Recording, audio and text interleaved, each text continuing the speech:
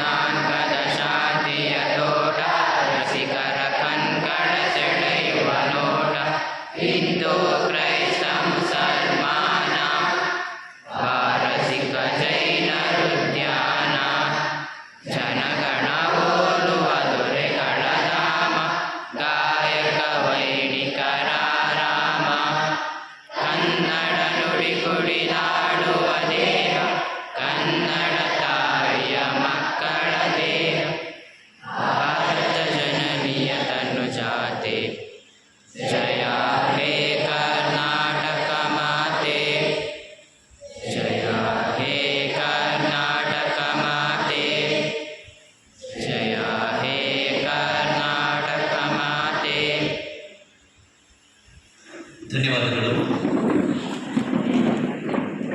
ಈಗ ಈ ಒಂದು ಕಾರ್ಯಕ್ರಮಕ್ಕೆ ಆಗಮಿಸಿರ್ತಕ್ಕಂಥ ಸರ್ವ ಅತಿಥಿಗಳನ್ನ ನಮ್ಮ ಶಾಲೆಯ ಮುಖ್ಯ ಶಿಕ್ಷಕರಾಗಿರ್ತಕ್ಕಂಥ ಶ್ರೀಯುತ ವಿನಾಯಕನವರ ಸರ್ ಇವರು ಸ್ವಾಗತಿಸಬೇಕಾಗಿ ಅವರಿಗೆ ಕೇಳ್ಕೊಳ್ತಾ ಇದ್ದೇನೆ.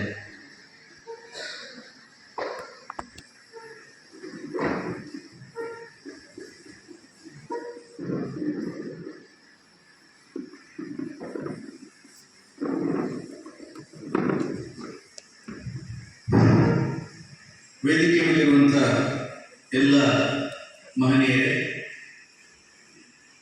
ಪೋಷಕ ಬಂಧುಗಳೇ ಮತ್ತು ಪ್ರೀತಿಯ ವಿದ್ಯಾರ್ಥಿನಿಯರೇ, ಕಳೆದ 3 ದಿನಗಳಿಂದ ಸಾಮಾಜಿಕ ಲೆಕ್ಕ ಪರಿಶೋಧನೆ ಅಂತಕ್ಕಂಥ ಒಂದು ಕಾರ್ಯಕ್ರಮ ನಮ್ಮ ಶಾಲೆಯಲ್ಲಿ ಸರ್ಕಾರದ ಆದೇಶದ ಪ್ರಕಾರ ನಡೀತಾ ಇದೆ. ನಮಗೂ ಕೂಡ ಇದು ತುಂಬ ಹೊಸ್ತು. ಮಕ್ಕಳಿಗೆ ಇದ್ರ ಬಗ್ಗೆ ಮಾಹಿತಿ ಇರಬೇಕು ಅನ್ನೋ ಕಾರಣಕ್ಕಾಗಿ ಮಕ್ಕಳನ್ನು ಈಗ ಕರೆಸ್ಕೊಂಡಿದೆ. ಅದು ಏನೆಲ್ಲ ಆಯ್ತು ಈ ಹಿಂದೆ 2 ದಿನಗಳಲ್ಲಿ, ಇವತ್ತೇನಾಗ್ತಿದೆ ಮಾಹಿತಿ ಕೊಡ್ತಕ್ಕಂಥ ಒಂದು ಕಾರ್ಯಕ್ರಮ ಮುಂದೆ ಅವರು ತಿಳಿಸ್ಲಿಕ್ಕಿದ್ದಾರೆ. ಇವತ್ತು ಕೊನೆ ದಿನದ ಕಾರ್ಯಕ್ರಮ ಅಂದ್ರೆ ನಿನ್ನೆ ಅಥವಾ ಶನಿವಾರ ಮತ್ತು ಶುಕ್ರವಾರ ನಡೆದಿರ್ತಕ್ಕಂಥ ಪೂರ್ತಿ ವರದಿಯನ್ನ ನಿಮ್ಮ ಮುಂದೆ ಇಡತಕ್ಕಂಥ ಒಂದು ಸಂದರ್ಭ. ನಮ್ಮ ನಿರೀಕ್ಷೆ ಪ್ರಕಾರ ನಿಮ್ಮೆಲ್ಲ ನಾವು ಹೇಳಿದ್ದೇವೆ, ಪೋಷಕರು ಹೆಚ್ಚಿನ ಸಂಖ್ಯೆಯಲ್ಲಿ ಬರಬೇಕು ಅಂತ. 2 ದಿನ ಸಭೆ ಚೆನ್ನಾಗಿ ನಡೀತು, 2 ದಿನ ಕಾರ್ಯಕ್ರಮ ಚೆನ್ನಾಗಿ ನಡೀತು. ಆದರೆ ಇವತ್ತು ಬಹಳ ಅಭಾಸ ಆಗುವ ರೀತಿಯಲ್ಲಿ ನಮ್ಮ ಪೋಷಕರ ಪ್ರಾತಿನಿಧಿತ್ವ ಇದೆ. ಏನು ಮಾಡೋದಕ್ಕಾಗಲ್ಲ. ಈಗ 11:45 ಬಸ್ ಒಂದು ನಿರೀಕ್ಷೆ ಇದೆ, ಅದು ಬಸ್ ಹೋಯ್ತು ಗೊತ್ತಾಗ್ತಾ ಇಲ್ಲ. ಏನೇ ವೇದಿಕೆ ಕಾರ್ಯಕ್ರಮ ಪ್ರಾರಂಭ ಮಾಡಲೇಬೇಕು. ಅದು ಇವತ್ತು ಪೋಷಕರಿಲ್ಲ, ಇನ್ನೊಂದು ದಿನ ಮಾಡೋಣ ಅಂತ ಮುಂದುವರಿಲಿಕ್ಕೆ ಆಗೋದಿಲ್ಲ. ಅದು ಶೆಡ್ಯೂಲ್ ಪ್ರಕಾರ ನಡೀಲೇಬೇಕು. ಆ ಪ್ರಕಾರ ಈ ಕಾರ್ಯಕ್ರಮ ಇವತ್ತಿಗೆ ಆಯೋಜನೆ ಆಗಿದೆ. ಇವತ್ತಿನ ಕಾರ್ಯಕ್ರಮದ ಅಧ್ಯಕ್ಷತೆಯನ್ನ ಜ್ಞಾನೇಂದ್ರ ಅವರು, ನಮ್ಮ ಸೊನಲೆ ಪಂಚಾಯಿತಿ PDO ಸಾಹೇಬರು, ಅವರು ವಹಿಸಿಕೊಂಡು ಈ ಕಾರ್ಯಕ್ರಮವನ್ನು ಯಶಸ್ವಿಗೊಳಿಸಿಕೊಳ್ಬೇಕು ಅಂತ ಕೇಳ್ಕೊಳ್ತಾ, ಅವರನ್ನ ವೈಯಕ್ತಿಕವಾಗಿ ಎಲ್ಲ ಸಹೋದ್ಯೋಗಿ ಮಿತ್ರರ ಪರವಾಗಿ, ಪೋಷಕರ ಪರವಾಗಿ, ವಿದ್ಯಾರ್ಥಿಗಳ ಪರವಾಗಿ ವೇದಿಕೆಗೆ ಹೃದಯಪೂರ್ವಕವಾಗಿ ಸ್ವಾಗತಿಸ್ತಾ ಇದ್ದೇವೆ. ಇವತ್ತು ಪ್ರಾಸ್ತಾವಿಕ ನುಡಿ ಆಡಲಿಕ್ಕಿದ್ದವರು ಶ್ರೀ ನಾಗೇಶ್ ಕೇಳಿ, ಸಾಮಾಜಿಕ ಪರಿಶೋಧನೆ ತಾಲೂಕು ಕಾರ್ಯಕ್ರಮ ವ್ಯವಸ್ಥಾಪಕರು, ತಾಲೂಕು ಪಂಚಾಯಿತಿ ಹೊಸನಗರ. ಇವರು ಆಗಮಿಸಿದ್ದಾರೆ. ಅವರು ನಿಮ್ಮೆಲ್ಲರನ್ನ ಕುರಿತು ಪ್ರಾಸ್ತಾವಿಕವಾಗಿ ಮಾತಾಡಲಿಕ್ಕಿದ್ದಾರೆ. ಅವರನ್ನ ನಾನು ವೈಯಕ್ತಿಕವಾಗಿ ಎಲ್ಲ ಪೋಷಕ ಬಂಧುಗಳ ಪರವಾಗಿ, ಶಿಕ್ಷಕ ಮಿತ್ರರ ಪರವಾಗಿ, ವಿದ್ಯಾರ್ಥಿಗಳ ಪರವಾಗಿ ಹೃದಯಪೂರ್ವಕವಾಗಿ ವೇದಿಕೆಗೆ ಸ್ವಾಗತಿಸ್ತಾ ಇದ್ದೇನೆ. ನಮ್ಮ ಶಾಲೆಯ SDMC ಅಧ್ಯಕ್ಷರಾಗಿರ್ತಕ್ಕಂಥ ಶ್ರೀ ನಟರಾಜ್ ಅವರು ವೇದಿಕೆಯಲ್ಲಿ ಆಸೀನರಾಗಿದ್ದಾರೆ. ಅವರನ್ನು ಸಹ ನಾನು ವೈಯಕ್ತಿಕವಾಗಿ ಮತ್ತು ನಿಮ್ಮೆಲ್ಲರ ಪರವಾಗಿ ಈ ಕಾರ್ಯಕ್ರಮಕ್ಕೆ ಹೃದಯಪೂರ್ವಕವಾಗಿ ಸ್ವಾಗತಿಸ್ತಾ ಇದ್ದೇನೆ. ಆಮೇಲೆ ದೇವೇಂದ್ರಪ್ಪನವರು ಈ ಸಾಮಾಜಿಕ ಲೆಕ್ಕ ಪರಿಶೋಧನೆಯಲ್ಲಿ ಈ 2 ದಿನಗಳಿಂದ ಪೂರ್ಣವಾಗಿ ತೊಡಗಿಸಿಕೊಂಡು ಇವತ್ತು ನಮ್ಮ ಕಾರ್ಯಕ್ರಮದಲ್ಲಿ ವೇದಿಕೆಯಲ್ಲಿ ಆಸೀನರಾಗಿದ್ದಾರೆ. ಅವರನ್ನು ಸಹ ನಾನು ವೈಯಕ್ತಿಕವಾಗಿ ಮತ್ತು ನಿಮ್ಮೆಲ್ಲರ ಪರವಾಗಿ ಈ ಕಾರ್ಯಕ್ರಮಕ್ಕೆ ಸ್ವಾಗತಿಸ್ತಾ ಇದ್ದೇನೆ. ನಮ್ಮ SDMC ಸದಸ್ಯರಾಗಿರ್ತಕ್ಕಂಥ ಶ್ರೀ ಸತೀಶ್ ಅವರು ವೇದಿಕೆಯಲ್ಲಿ ಆಸೀನರಾಗಿದ್ದಾರೆ. ಅವರನ್ನು ಸಹ ನಾನು ನಿಮ್ಮೆಲ್ಲರ ಪರವಾಗಿ ಮತ್ತು ವೈಯಕ್ತಿಕವಾಗಿ ಕಾರ್ಯಕ್ರಮಕ್ಕೆ ಸ್ವಾಗತಿಸ್ತಾ ಇದ್ದೇನೆ. ದಿನೇಶ್, ಹಾಗೆ ನಮ್ಮ SDMC ಸದಸ್ಯರಾಗಿರ್ತಕ್ಕಂಥ ಶ್ರೀ ದಿನೇಶ್ ಅವರು ವೇದಿಕೆಯಲ್ಲಿ ಆಸೀನರಾಗಿದ್ದಾರೆ. ಅವರನ್ನು ಸಹ ವೈಯಕ್ತಿಕವಾಗಿ ಮತ್ತು ಎಲ್ಲರ ಪರವಾಗಿ ಕಾರ್ಯಕ್ರಮಕ್ಕೆ ಸ್ವಾಗತಿಸ್ತಾ ಇದ್ದೇನೆ. ಹಾಗೆ ಎಲ್ಲ ಪೋಷಕ ಬಂಧುಗಳು, ನಮ್ಮ ಶಿಕ್ಷಕ ಸಹೋದ್ಯೋಗಿ ಮಿತ್ರರು ಮತ್ತು ಪ್ರೀತಿಯ ವಿದ್ಯಾರ್ಥಿಗಳು ಎಲ್ಲರನ್ನ ಇವತ್ತಿನ ಕಾರ್ಯಕ್ರಮಕ್ಕೆ ಹೃದಯಪೂರ್ವಕವಾಗಿ ಸ್ವಾಗತಿಸ್ತಾ ನನ್ನ ಸ್ವಾಗತ ಭಾಷಣವನ್ನು ಮುಗಿಸ್ತಾ ಇದ್ದೇನೆ. ಧನ್ಯವಾದಗಳು.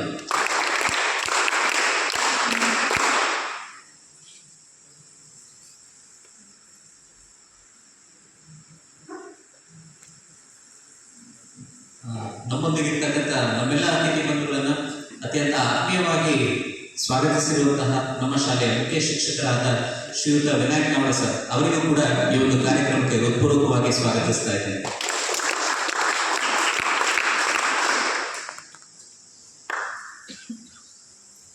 ಕಾರ್ಯಕ್ರಮದಲ್ಲಿ ಮುಂದುವರಿಯುತ್ತಾ ಈಗ ಈ ಒಂದು ಕಾರ್ಯಕ್ರಮದಲ್ಲಿ ನಮ್ಮೊಂದಿಗೆ ಉಪಸ್ಥಿತರಿರ್ತಕ್ಕಂಥ ಶ್ರೀಯುತ ನಾಗೇಶ್ ಕೇಳಿ, ಸಾಮಾಜಿಕ ಪರಿಶೋಧನೆ ತಾಲೂಕು ಕಾರ್ಯಕ್ರಮದ ವ್ಯವಸ್ಥಾಪಕರು, ತಾಲೂಕು ಪಂಚಾಯಿತಿ ಹೊಸನಗರ, ಇವರು ಈ ಕಾರ್ಯಕ್ರಮದ ಕುರಿತು ಪ್ರಾಸ್ತಾವಿಕ ನುಡಿಗಳನ್ನಾಡಬೇಕಾಗಿ ಅವರಿಗೆ ಕೇಳಿಕೊಳ್ತಾ ಇದ್ದಾರೆ.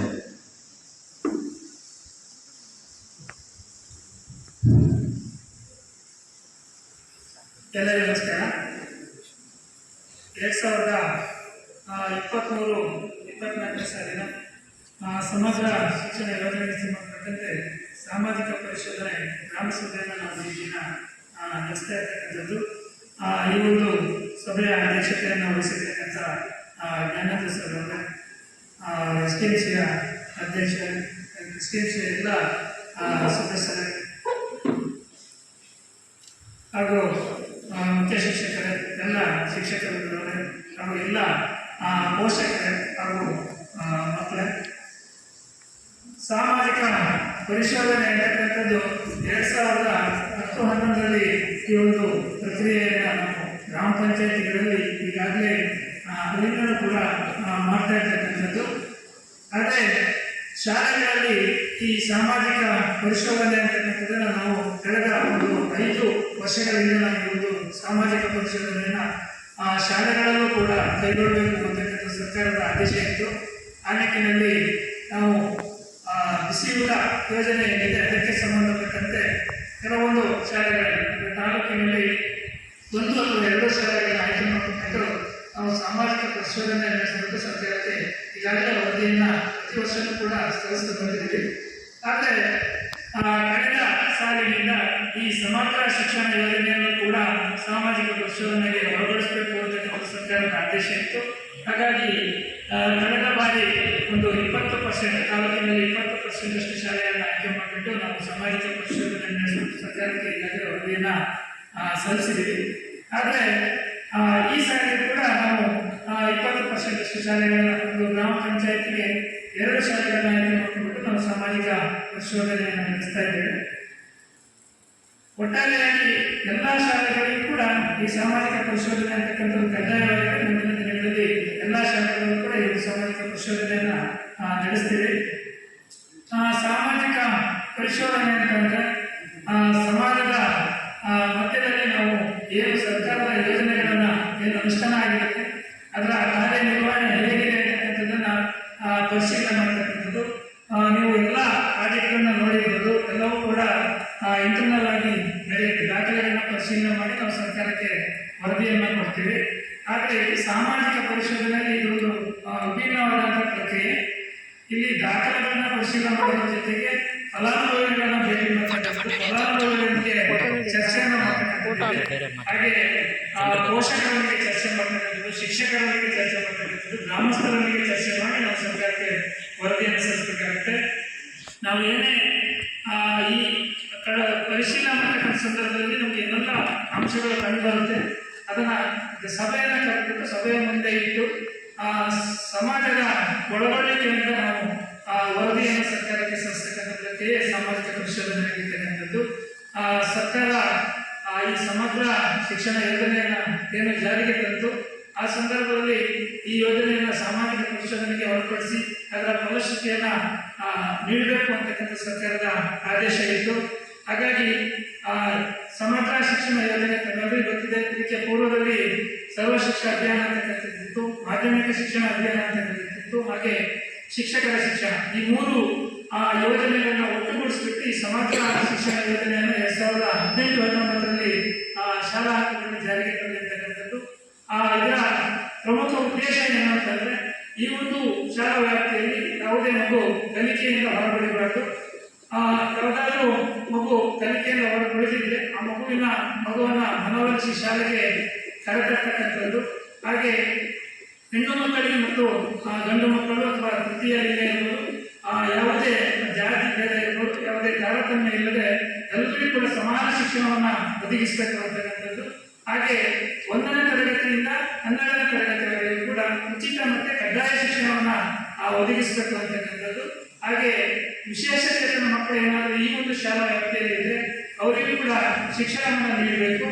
ಅವರು ಶಾಲೆಗೆ ಬರುವ ಹಂತದಲ್ಲಿ ಅವರಿಗೆ ಶಾಲೆಯಲ್ಲಿ ಅವರಿಗೆ ನೀಡ್ತಕ್ಕಂಥ ಸೌಲಭ್ಯಗಳ ಜೊತೆಗೆ ಶಿಕ್ಷಣವನ್ನು ಒದಗಿಸ್ತಕ್ಕಂಥದ್ದು. ಒಂದು ವೇಳೆ ಅವರು ಬರಲಿಕ್ಕೆ ಸಾಧ್ಯ ಆಗಿರ್ತಕ್ಕಂಥ ಪರಿಸ್ಥಿತಿಯಲ್ಲಿ ಅವರಿದ್ದರೆ ಅವರಿಗೆ ಗೃಹಾಧಾರಿತ ಶಿಕ್ಷಣವನ್ನು ನೀಡಬೇಕು ಅಂತಕ್ಕಂಥದ್ದು ಕೂಡ ಈ ಸಮಗ್ರ ಶಿಕ್ಷಣ ಯೋಜನೆಯಲ್ಲಿ ಇರ್ತಕ್ಕಂಥದ್ದು. ಹಾಗೆಯೇ ಶಿಕ್ಷಕರಿಗೂ ಕೂಡ ಕಾಲಕಾಲಕ್ಕೆ ತರಬೇತಿಯನ್ನು ನೀಡೋದ್ರ ಮುಖಾಂತರ ಅವರ ಕಾರ್ಯಕ್ಷಮತೆಯನ್ನು ಅಧಿಕಗೊಳಿಸ್ತಕ್ಕಂಥದ್ದು ಕೂಡ ಈ ಒಂದು ಸಮಗ್ರ ಶಿಕ್ಷಣ ಯೋಜನೆ ಒಳಗಡೆ ಬರ್ತಕ್ಕಂಥ ವಿಷಯ ಇದೆ. ಹಾಗಾಗಿ ಈ 2030ರ ಒಳಗಡೆ ಈ ಶಿಕ್ಷಣದಲ್ಲಿ ಬದಲಾವಣೆಯನ್ನು ತರಬೇಕು ಅಂತಕ್ಕಂಥ ದೃಷ್ಟಿಯಲ್ಲಿ ಸಮಗ್ರ ಶಿಕ್ಷಣ ಯೋಜನೆಯನ್ನು ಸರ್ಕಾರ ಜಾರಿಗೆ ತಂದಿರ್ತಕ್ಕಂಥದ್ದು.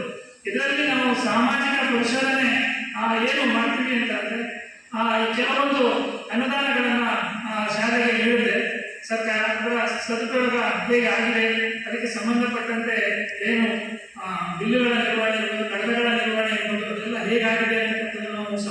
ಪರಿಶೋಧನೆಯಲ್ಲಿ ಪರಿಶೀಲಿಸಬೇಕಾಗುತ್ತೆ.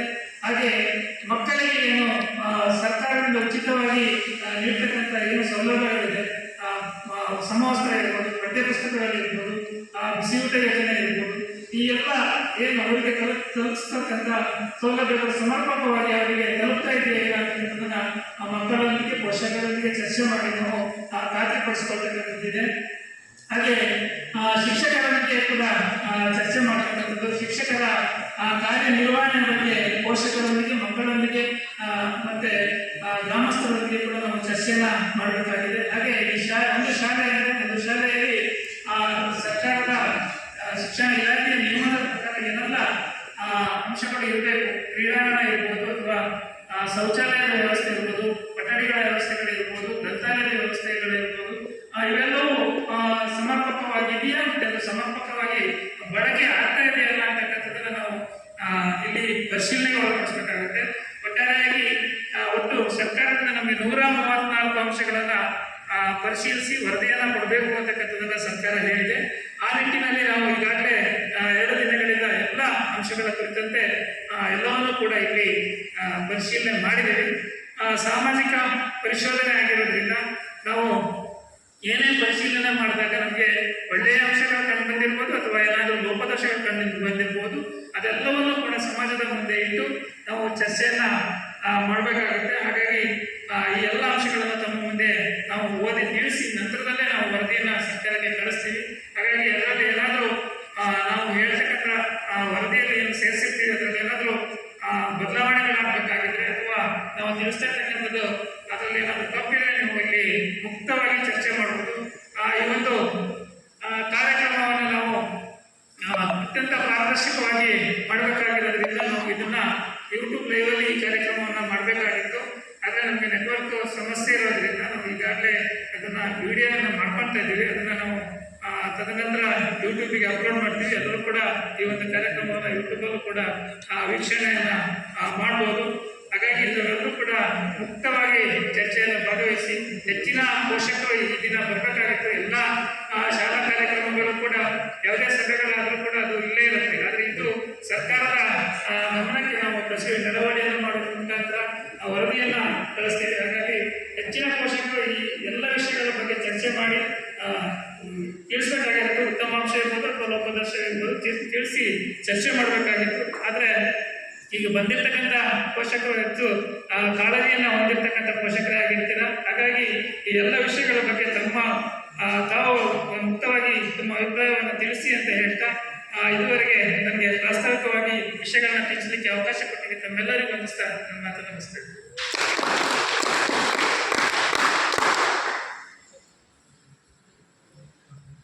ಪ್ರಾಸ್ತಾವಿಕ ನುಡಿಗಳನ್ನು ಆಡಿರ್ತಕ್ಕಂಥ ಶ್ರೀಯುತ ನಾಗೇಶ್ ಕೇಲಿ ಇವರಿಗೆ ಧನ್ಯವಾದಗಳು.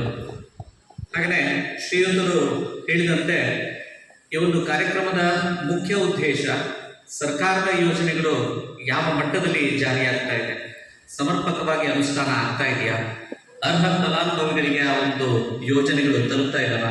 ಈ ನಿಟ್ಟಿನಲ್ಲಿ ಕಳೆದ 3 ದಿನಗಳಿಂದ ನಮ್ಮೊಂದಿಗಿದ್ದು ಇದರ ಕುರಿತಾಗಿ ಸಮಗ್ರವಾಗಿ ಪರಿಶೀಲನೆ ನಡೆಸಿರ್ತಕ್ಕಂತಹ ಶ್ರೀಯುತ ದೇವೇಂದ್ರಪ್ಪ, ಗ್ರಾಮ ಸಂಪನ್ಮೂಲ ವ್ಯಕ್ತಿಗಳು, ಇವರು ಈ ಪರಿಶೀಲನೆ ಕುರಿತಾಗಿ ಸಮಗ್ರ ವರದಿಯನ್ನು ತಮ್ಮ ಮುಂದೆ ಪ್ರಸ್ತುತಪಡಿಸಲಿದ್ದಾರೆ.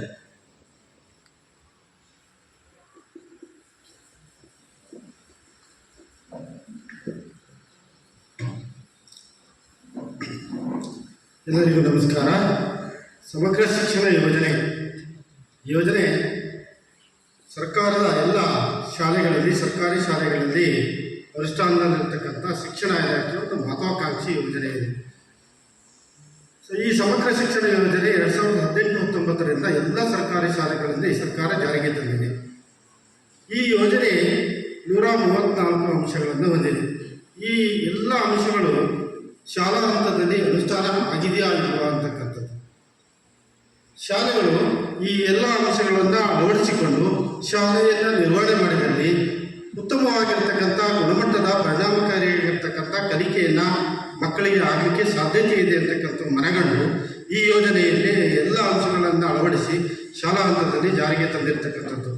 ಆ ಎಲ್ಲ ಅಂಶಗಳನ್ನು ಅಳವಡಿಸಿಕೊಂಡು ಶಾಲೆ ನಿರ್ವಹಣೆ ಮಾಡಿ ಮಕ್ಕಳಿಗೆ ಗುಣಮಟ್ಟದ ಶಿಕ್ಷಣ ನೀಡಿದೆಯೇ ಇಲ್ವಾ ಅಂತಕ್ಕಂಥದ್ದು ಸರ್ಕಾರಕ್ಕೆ ಗೊತ್ತಾಗಬೇಕಾಗಿದೆ. ಹಾಗಾಗಿ ಈ ಸರ್ಕಾರ ನೇರವಾಗಿ ಬಂದು ಎಲ್ಲ ಶಾಲೆಗಳಲ್ಲಿ ಅವುಗಳನ್ನು ನೋಡಲಿಕ್ಕೆ ಪರಿಶೀಲನೆ ನೋಡಿ ಅದನ್ನು ಆಗೋದಿಲ್ಲ. ಹಾಗಾಗಿ ಸರ್ಕಾರ ಏನು ಮಾಡಿದೆ ಅಂದರೆ ಸಾಮಾಜಿಕ ಪರಿಶೋಧನೆ ಅಂತಕ್ಕಂಥದ್ದೊಂದು ಪ್ರಕ್ರಿಯೆ ಇದೆ. ಅದರ ಮೂಲಕ ಸಾಮಾಜಿಕ ಪರಿಶೋಧನೆಯನ್ನು ನಡೆಸಿ ಆ ಎಲ್ಲ ಅಂಶಗಳು ಉತ್ತಮ ಅಂಶಗಳಿದೆಯಾ, ಲೋಪದೋಷಗಳಿದೆಯಾ ಅಂತಕ್ಕಂಥದ್ದನ್ನು ಪರಿಶೀಲನೆ ನಡೆಸಿ ಅವುಗಳನ್ನು ಗ್ರಾಮಸಭೆಯಲ್ಲಿ ಚರ್ಚಿಸಿ ಆ ಎಲ್ಲ ಅಂಶಗಳ ವರದಿಯನ್ನು ಸರ್ಕಾರ ತರಿಸಿಕೊಂಡು ಮುಂದಿನ ದಿನಗಳಲ್ಲಿ ಏನು ಶಿಕ್ಷಣ ವ್ಯವಸ್ಥೆಯಲ್ಲಿ ಮೂಲಕ ಬದಲಾವಣೆ ತರಬೇಕು ಅಂತಕ್ಕಂಥದ್ದು ಸರ್ಕಾರಕ್ಕೆ ಗೊತ್ತಾಗುತ್ತೆ. ಹಾಗಾಗಿ ಸರ್ಕಾರದ ಆದೇಶದ ಪ್ರಕಾರ, ಯೋಜನೆಯ ಮಾರ್ಗಸೂಚಿ ಪ್ರಕಾರ, ಸರ್ಕಾರದ ವೇಳಾಪಟ್ಟಿಯಂತೆ ಈ ಒಂದು ಸಾಮಾಜಿಕ ಪರಿಶೋಧನೆಯನ್ನು ನಾವು ಈ ಶಾಲೆಯಲ್ಲಿ ಕಳೆದ 2-3 ದಿನಗಳಿಂದ ನಡೆಸಿದ್ದೇವೆ. ಸಮಗ್ರ ಶಿಕ್ಷಣ ಯೋಜನೆ ಅಂತ ಹೇಳಿದ್ರೆ ತರಗತಿಗಳಲ್ಲಿ ಮಕ್ಕಳಿಗೆ ಪಾಠ ಪ್ರವಚನಗಳೇ ಶಿಕ್ಷಣ ಅಲ್ಲ. ಪಾಠ ಪ್ರವಚನಗಳ ಜೊತೆಯಲ್ಲಿ ಪಠ್ಯೇತರವಾಗಿರ್ತಕ್ಕಂಥ ಅನೇಕ ಅಂಶಗಳು ಸಹ ಶಿಕ್ಷಣ ಅಂತಕ್ಕಂಥದ್ದು ಈ ಸಮಗ್ರ ಶಿಕ್ಷಣ ವ್ಯಾಪ್ತಿಯಲ್ಲಿ ಬರ್ತದೆ. ಅಂದರೆ ಕ್ರೀಡಾ ಚಟುವಟಿಕೆಗಳಿರ್ಬೋದು, ಪ್ರತಿಭೆಗೆ ಸಂಬಂಧಪಟ್ಟಿರ್ತಕ್ಕಂಥ ಅನೇಕ ಕಲಿಕೆಗಳಿರ್ಬೋದು, ಆಮೇಲೆ ವೃತ್ತಿಕೌಶಲ್ಯಕ್ಕೆ ಸಂಬಂಧಪಟ್ಟಿರ್ತಕ್ಕಂಥ ಅನೇಕ ಕಲಿಕೆಗಳಿರ್ಬೋದು, ವಿಜ್ಞಾನ ಮತ್ತು ತಂತ್ರಜ್ಞಾನ ಒಳಗೊಂಡಿರ್ತಕ್ಕಂಥ ವೈಜ್ಞಾನಿಕ ಮನೋಭಾವನೆಯನ್ನು ಮೂಡಿಸ್ತಕ್ಕಂಥ ಅನೇಕ ಕಲಿಕೆಗಳಿರ್ಬೋದು, ವಿಜ್ಞಾನ ಮತ್ತು ತಂತ್ರಜ್ಞಾನಕ್ಕೂ ಒಂದು ಹೆಜ್ಜೆ ಮುಂದೆ ಹೋಗಿ ತಂತ್ರಾಂಶ ಒಳಗೊಂಡಿರ್ತಕ್ಕಂಥ ಅದಕ್ಕೆ ಸಂಬಂಧಪಟ್ಟಿರ್ತಕ್ಕಂಥ ಎಲ್ಲ ಮೂಲ ಸೌಕರ್ಯಗಳನ್ನು ಶಾಲೆ ನಿರ್ವಹಣೆ ಮಾಡಿಕೊಂಡು ಮಕ್ಕಳಿಗೆ ಗುಣಮಟ್ಟದ ಶಿಕ್ಷಣವನ್ನು ನೀಡತಕ್ಕಂಥ ಎಲ್ಲ ಅಂಶಗಳಿರ್ಬೋದು. ಹೀಗೆ ಅನೇಕ ರೀತಿಯ ಎಲ್ಲ ಅಂಶಗಳನ್ನು ಒಳಗೊಂಡಿರ್ತಕ್ಕಂಥ ಈ ಸಮಗ್ರ ಶಿಕ್ಷಣ ಯೋಜನೆಯ ಅಂಶಗಳು ಶಾಲಾ ಹಂತದಲ್ಲಿ ಅನುಷ್ಠಾನಗೊಂಡು ಮಕ್ಕಳಿಗೆ ಗುಣಮಟ್ಟದ ಶಿಕ್ಷಣವನ್ನು ನೀಡ್ತಾ ಇದೆಯಾ ಇಲ್ಲ ಅಂತಕ್ಕಂಥದ್ದನ್ನು ನಾವು ಈ ಸರ್ಕಾರದ ಒಂದು ಆದೇಶದ ಪ್ರಕಾರ ನಾವು ಇಲ್ಲಿ ಸಾಮಾಜಿಕ ಪರಿಶೋಧನೆಯನ್ನು ನಡೆಸಿದ್ದೇವೆ. ಅದರಲ್ಲಿ ಏನೇನು ಅಂಶಗಳು ಕಂಡುಬಂದಿದೆ ಅಂತಕ್ಕಂಥದ್ದನ್ನು ನನಗೆ ಸಭೆಯ ಮುಂದೆ ಮಂಡಿಸ್ತಾ ಇದ್ದೇನೆ.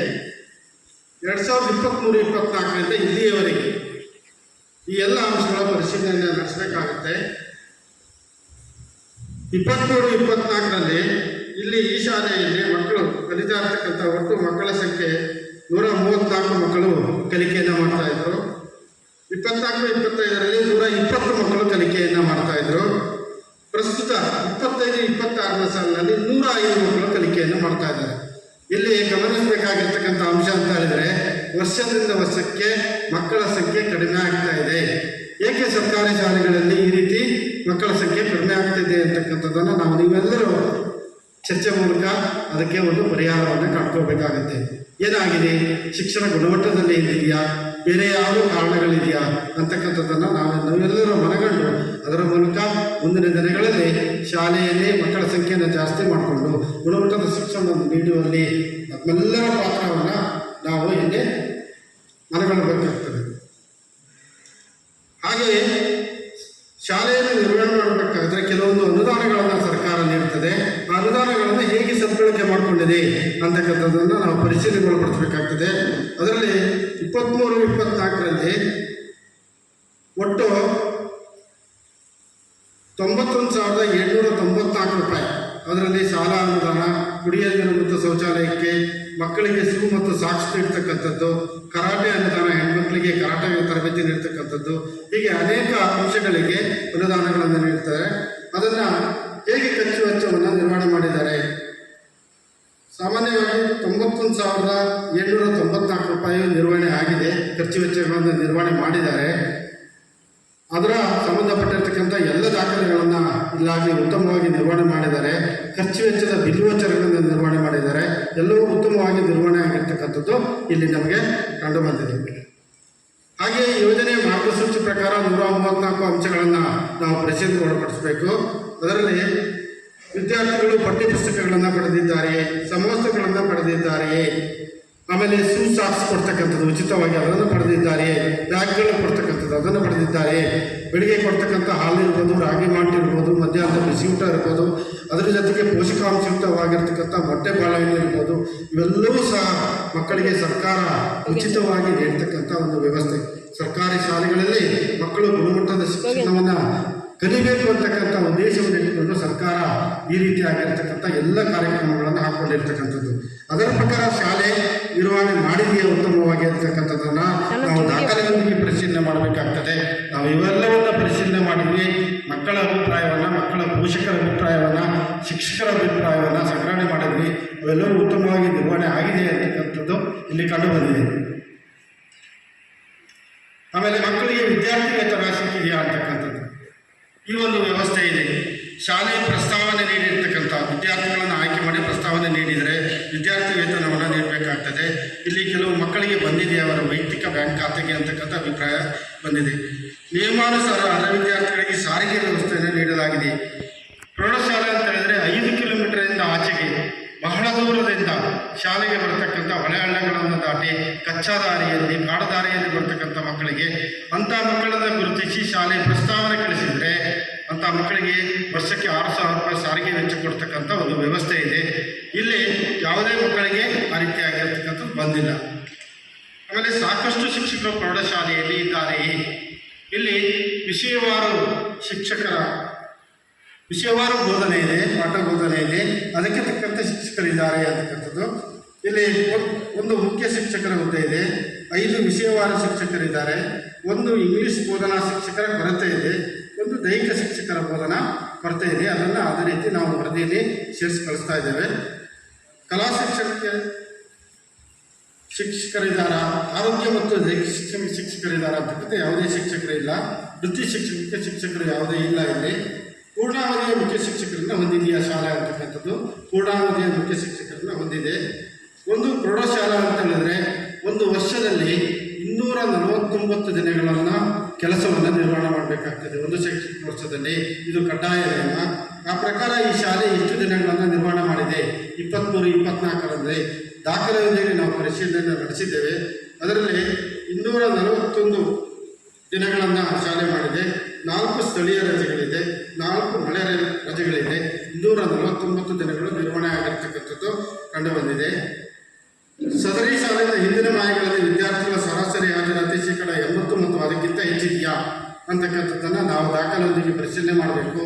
ಏಕೆಂದರೆ ಮಕ್ಕಳ ಗುಣಮಟ್ಟದ ಶಿಕ್ಷಣ ಶಾಲೆಯಲ್ಲಿ ದೊರೆಯಬೇಕಾದ್ರೆ ಮಕ್ಕಳ ಹಾಜರಾತಿ ಅತ್ಯಂತ ಪ್ರಮುಖವಾಗಿರ್ತಕ್ಕಂಥದ್ದು. ಹಾಗಾಗಿ ಮಕ್ಕಳ ಹಾಜರಾತಿ ಹೇಗಿದೆ ಅಂತಕ್ಕಂಥದ್ದು, ಎಲ್ಲ ಮಕ್ಕಳ ಹಾಜರಾತಿ 80%ಕ್ಕಿಂತ ಜಾಸ್ತಿ ಇರ್ತಕ್ಕಂಥದ್ದು ಕಳೆದ ಪ್ರಸ್ತುತ ಜೂನ್ ತಿಂಗಳಿಂದ ಇಲ್ಲಿಯವರೆಗೆ ನಾವು ದಾಖಲಾತಿಯನ್ನು ಪರಿಶೀಲನೆ ಕಂಡುಬಂದಿದೆ. ಅದೇ ರೀತಿ ಮಕ್ಕಳ ಅವರ ವಯಸ್ಸಿನನುಗುಣವಾಗಿ ತರಗತಿಗಳಿಗೆ ದಾಖಲಾತಿ ಮಾಡಿಕೊಳ್ಳಲಾಗಿದೆ. ಆ ರೀತಿ ಮಾಡಿಕೊಂಡಿದ್ದಾರೆ. ಸೂಕ್ತ ದಾಖಲೆಗಳಿಲ್ಲದ ಕಾರಣ ಶಾಲಾ ದಾಖಲಾತಿಯನ್ನು ನಿರಾಕರಿಸಲಾಗಿದೆ. ಯಾವುದೇ ದಾಖಲೆ ಇಲ್ಲ ಅಂತ ಹೇಳಿ ಮಗು ದಾಖಲಾತಿಗೆ ಬಂದರೆ ಆ ಮಗುವನ್ನು ನಿರಾಕರಿಸುವಂತಿಲ್ಲ. ದಾಖಲಾತಿ ಕನಿಷ್ಠ ಒಂದು ದಾಖಲಾತಿಯನ್ನು ಪಡ್ಕೊಂಡು ಶಾಲೆಗೆ ದಾಖಲಾತಿ ಮಾಡ್ಕೊಳ್ಬೇಕಾಗ್ತದೆ. ಆ ರೀತಿಯಾಗಿರ್ತಕ್ಕಂಥದ್ದು ಯಾವುದೇ ಮಗು ಬಂದಿಲ್ಲ ಅಂತಕ್ಕಂಥದ್ದು. ಹೆಚ್ಚಿನ ಮಕ್ಕಳು ಶಾಲೆಯಿಂದ ಹೊರಗಿದ್ದಾರೆಯೇ? ಈ ಪ್ರೌಢ ಹಂತಕ್ಕೆ ಸಂಬಂಧಪಟ್ಟಿರ್ತಕ್ಕಂಥ ಯಾವುದಾದ್ರು ಮಗು ಶಾಲೆಗೆ ದಾಖಲಾತಿ ಅರ್ಹತೆ ಇರ್ತಕ್ಕಂಥ ಮಗು ಕಲಿಕೆಯಿಂದ ಹೊರಗಿದೆಯಾ ಅಂತಕ್ಕಂಥದ್ದು ಯಾವುದೂ ಇಲ್ಲ ಅಂತಕ್ಕಂಥ ಅಭಿಪ್ರಾಯ. ಶಾಲೆಗೆ ದಾಖಲಾಗಿ ನಂತರ ಹೊರಗುಳಿದ ಮಕ್ಕಳ ಸಂಖ್ಯೆ ಏನಾದರೂ ಇದೆಯಾ? ಮಗು ಶಾಲೆಗೆ ದಾಖಲಾಗಿ ಶಾಲೆಗೆ ಬರದೇ ಇರ್ತಕ್ಕಂಥ ಮಗು ಯಾವುದಾದ್ರು ಇದೆಯಾ ಅಂತಕ್ಕಂಥದ್ದನ್ನು ಪರಿಶೀಲನೆ ಮಾಡೋದು ಯಾವುದೂ ಇಲ್ಲ ಅಂತಕ್ಕಂಥದ್ದು. ಮಕ್ಕಳನ್ನು ಹೊರಹಾಕಿರುವ ಸಂಖ್ಯೆ, ದುರ್ಬಲ ವರ್ಗದ ಮಕ್ಕಳಿಗೆ ತಾರತಮ್ಯವನ್ನು ಮಾಡೋದಾಗ್ತಿದೆಯಾ?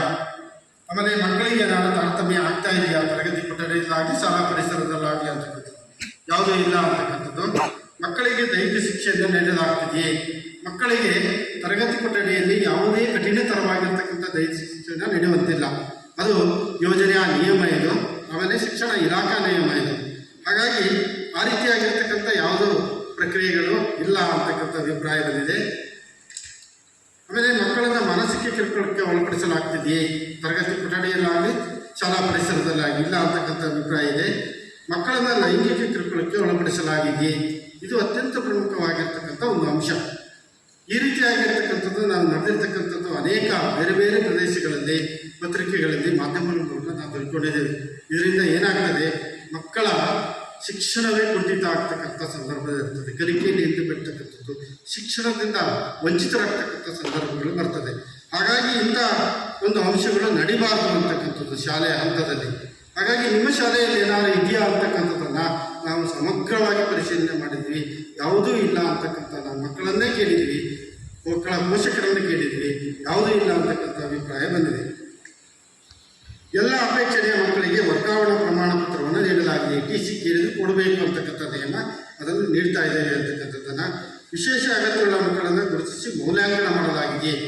ವಿಶೇಷ ಅಗತ್ಯವುಳ್ಳ ಮಕ್ಕಳು, ಅಂಗವೈಕಲ್ಯತೆ ಹೊಂದಿರತಕ್ಕಂಥ ಮಕ್ಕಳ ಒಂದು ಮಗು ಇದೆ, ಭೀಮರಾಜ್ ಅಂತಕ್ಕಂಥದ್ದು 9ನೇ ತರಗತಿ ಮಗು. ಇದು ಶಾಲೆಗೆ ಬರ್ತಾ ಇರ್ತಕ್ಕಂಥ ಮಗು. ಆ ವಿಶೇಷ ಅಗತ್ಯವುಳ್ಳ ಮಕ್ಕಳಿಗೆ ಸಾಧನ ಸಲಕರಣೆಗಳನ್ನು ನೀಡಲಾಗಿದೆ ಇಲ್ಲ ಅಂತಕ್ಕಂಥದ್ದು. ಯಾವುದೇ ಅಡೆತಡೆ ಇದ್ದರೆ ಶಾಲೆಗೆ ಬರ್ತಾ ಇದೆಯಾ ಮಗು ಅಂತಕ್ಕಂಥದ್ದು, ಬರ್ತಾ ಇದೆ ಅದು. ಆಮೇಲೆ ವಿಶೇಷ ಮಗುವಿಗೆ ಕೆಲವು ವೇತನಗಳು ಬರ್ತದೆ, ಭತ್ಯೆಗಳು ಬರ್ತದೆ, ಅದು ಬರಿತಾ ಇದೆಯಾ ಅಂತಕ್ಕಂಥದ್ದು ಯಾವುದೂ ಬಂದಿಲ್ಲ ಅಂತಕ್ಕಂಥ ಅಭಿಪ್ರಾಯ ಬಂದಿದೆ. ಹಾಗೆಯೇ ಒಂದು ಶಾಲೆ ಉತ್ತಮವಾಗಿರತಕ್ಕಂಥ ಗುಣಮಟ್ಟದ ಕಲಿಕೆ ಆಗಬೇಕಾದರೆ ಆ ಶಾಲಾ ವಾತಾವರಣ ಉತ್ತಮವಾಗಿರಬೇಕು ಅಂತಕ್ಕಂಥದ್ದು. ಒಂದು ಉತ್ತಮವಾಗಿರ್ತಕ್ಕಂಥ ಕಟ್ಟಡಗಳಿರಬೇಕು, ತರಗತಿ ಕೊಠಡಿಗಳಿರಬೇಕು ಶಾಲೆಯಲ್ಲಿ. ಹಾಗಂತ ಕೆಲವೊಂದು ಅಂಶ ಇದೆ. ಇದರಲ್ಲಿ ಎಲ್ಲ ಹವಾಮಾನದಿಂದ ಸುರಕ್ಷಿತವಾದ ಶಾಲಾ ಕಟ್ಟಡ ಇದೆಯೇ? ಎಲ್ಲ ಹವಾಮಾನದಿಂದ ಸುರಕ್ಷಿತವಾದ ಶಾಲಾ ಕಟ್ಟಡ ಇದೆಯೇ? ತರಗತಿ ಕೊಠಡಿಗಳಿದೆಯೇ? ತರಗತಿ ಕೊಠಡಿಯಲ್ಲಿ ಪೀಠೋಪಕರಣಗಳಿದೆಯೇ? ಉತ್ತಮವಾಗಿರ್ತಕ್ಕಂಥ ಪ್ರಯೋಗಾಲಯ ಇದೆ, ಗ್ರಂಥಾಲಯ ಇದೆಯೇ ಅಂತಕ್ಕಂಥದ್ದನ್ನು ನಾವು ಪರಿಶೀಲನೆ ಮಾಡಬೇಕು. ನಿಮ್ಮ ಶಾಲೆಯಲ್ಲಿ ನೋಡಿದರೆ ತರಗತಿ ಕೊಠಡಿ 10 ಕೊಠಡಿ ಇದೆ. ಅದರಲ್ಲಿ ಒಂದು ಕಚೇರಿ ಕೊಠಡಿ ಇದೆ, ಅಧ್ಯಾಪಕ ಕೊಠಡಿ ಒಂದು ಪ್ರತ್ಯೇಕವಾಗಿದೆ, ಪ್ರಯೋಗಾಲಯದ ಕೊಠಡಿ ಒಂದು ಪ್ರತ್ಯೇಕವಾಗಿದೆ, ಗ್ರಂಥಾಲಯದ ಕೊಠಡಿ ಒಂದು ಪ್ರತ್ಯೇಕವಾಗಿದೆ, ಕಂಪ್ಯೂಟರ್ ಕೊಠಡಿ ಒಂದು ಪ್ರತ್ಯೇಕವಾಗಿದೆ. ಈ ಎಲ್ಲ ಕೊಠಡಿಗಳು ಪ್ರತ್ಯೇಕ ಇದೆ. ಇದರಿಂದ ಏನಾಗುತ್ತೆ ಅಂದರೆ ಮಕ್ಕಳಿಗೆ ಒಂದು ಗುಣಮಟ್ಟದ ಶಿಕ್ಷಣವನ್ನು ನೀಡಲಿಕ್ಕೆ ಅನುಕೂಲ ಆಗುತ್ತೆ.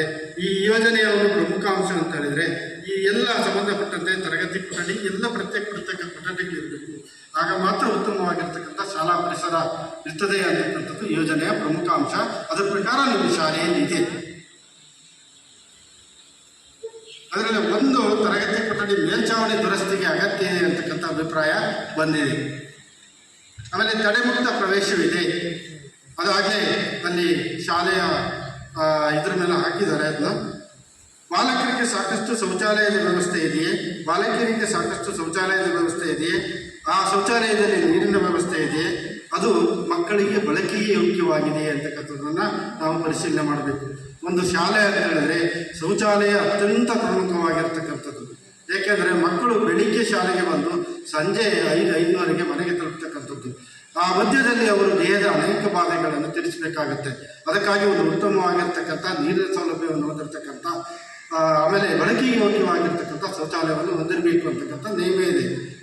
ಅಕಸ್ಮಾತ್ ಏನಾದರೂ ಶೌಚಾಲಯ ಸರಿ ಇಲ್ಲ, ಬಳಕೆಗೆ ಯೋಗ್ಯವಾಗಿಲ್ಲ, ನೀರಿಲ್ಲ ಅಂತ ಹೇಳಿದ್ರೆ ಮಕ್ಕಳು ಶೌಚಾಲಯವನ್ನು ಬಳಸೋದಿಲ್ಲ.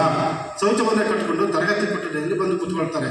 ಆಗ ಶಿಕ್ಷಕರ ಪಾಠ ಪ್ರವಚನದಲ್ಲಿ ಪಾಲ್ಗೊಳ್ಳುವುದಿಲ್ಲ, ಮಗು ಕಲಿಕೆಯಲ್ಲಿ ಹಿಂದೆ ಬಿಡ್ತದೆ. ಅದಲ್ಲದೆ ಶೌಚವನ್ನು ಕಟ್ಕೊಳ್ಳೋದ್ರಿಂದ ಮಕ್ಕಳ ಆರೋಗ್ಯದ ಮೇಲೆ ಪರಿಣಾಮವನ್ನು ಬೀರುತ್ತೆ ಅಂತಕ್ಕಂಥ ಒಂದು ಅಂಶ ಇದೆ. ಹಾಗಾಗಿ ಒಂದು ಶೌಚಾಲಯವನ್ನು ಹೊಂದಿರಬೇಕು ಅಂತಕ್ಕಂಥ ನಿಯಮ ಇದೆ. ನಿಮ್ಮ ಶಾಲೆಯಲ್ಲಿ ಅತ್ಯಂತ ಉತ್ತಮವಾಗಿರ್ತಕ್ಕಂಥ ನೀರಿನ ವ್ಯವಸ್ಥೆಯನ್ನು ಹೊಂದಿರತಕ್ಕಂಥ ಬಳಕೆಗೆ ಯೋಗ್ಯವಾಗಿರ್ತಕ್ಕಂಥ ಶೌಚಾಲಯ ಇದೆ.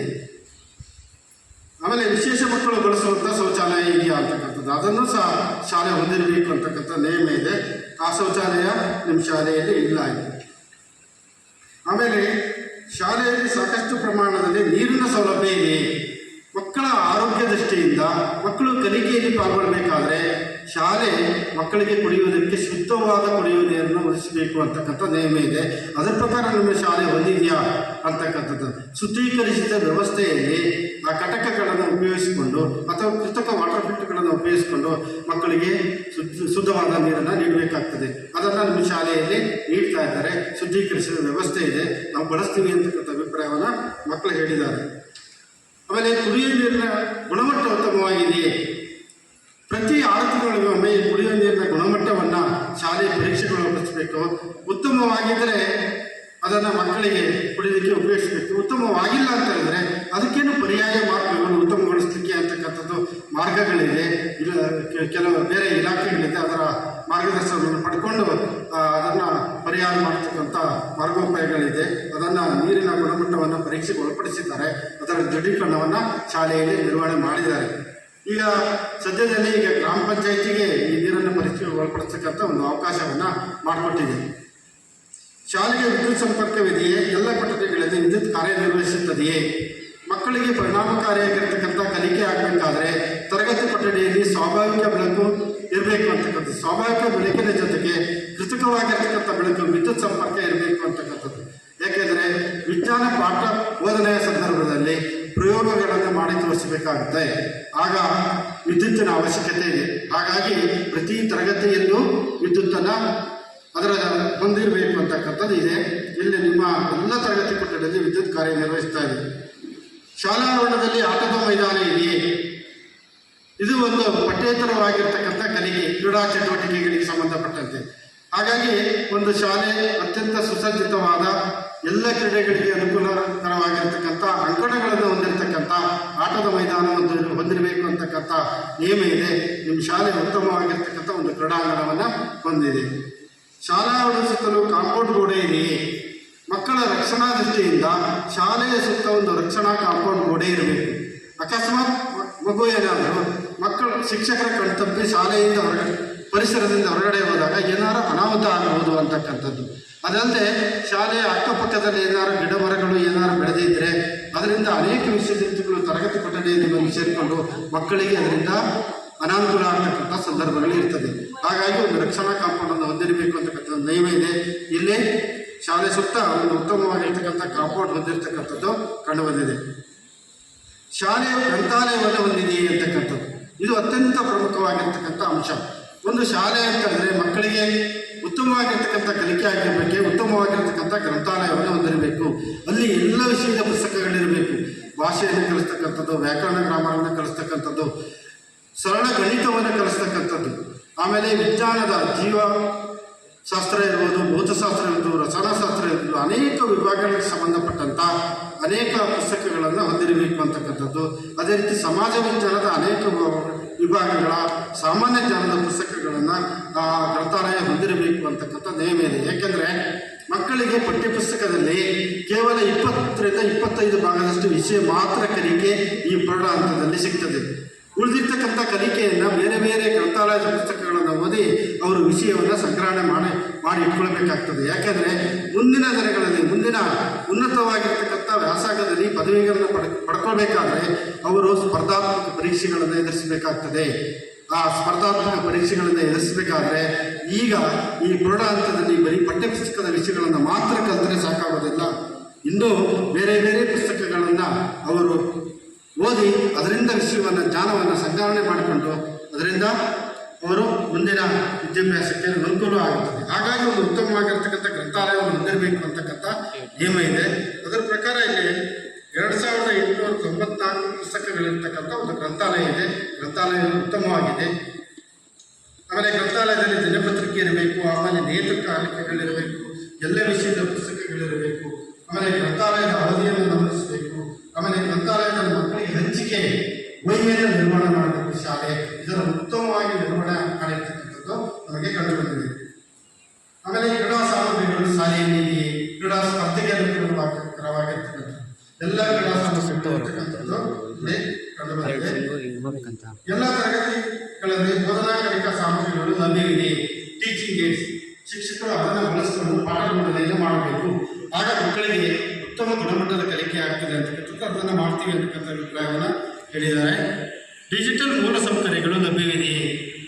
ಯೋಜನೆಯ ಒಂದು ಪ್ರಮುಖ ಅಂಶ ಅಂತ ಹೇಳಿದ್ರೆ ಒಂದು ಶಾಲೆ ಅಂತ ಹೇಳಿದ್ರೆ ಡಿಜಿಟಲ್ ಮೂಲಸೌಕರ್ಯಗಳನ್ನು ಹೊಂದಬೇಕು ಅಂತಕ್ಕಂಥದ್ದು.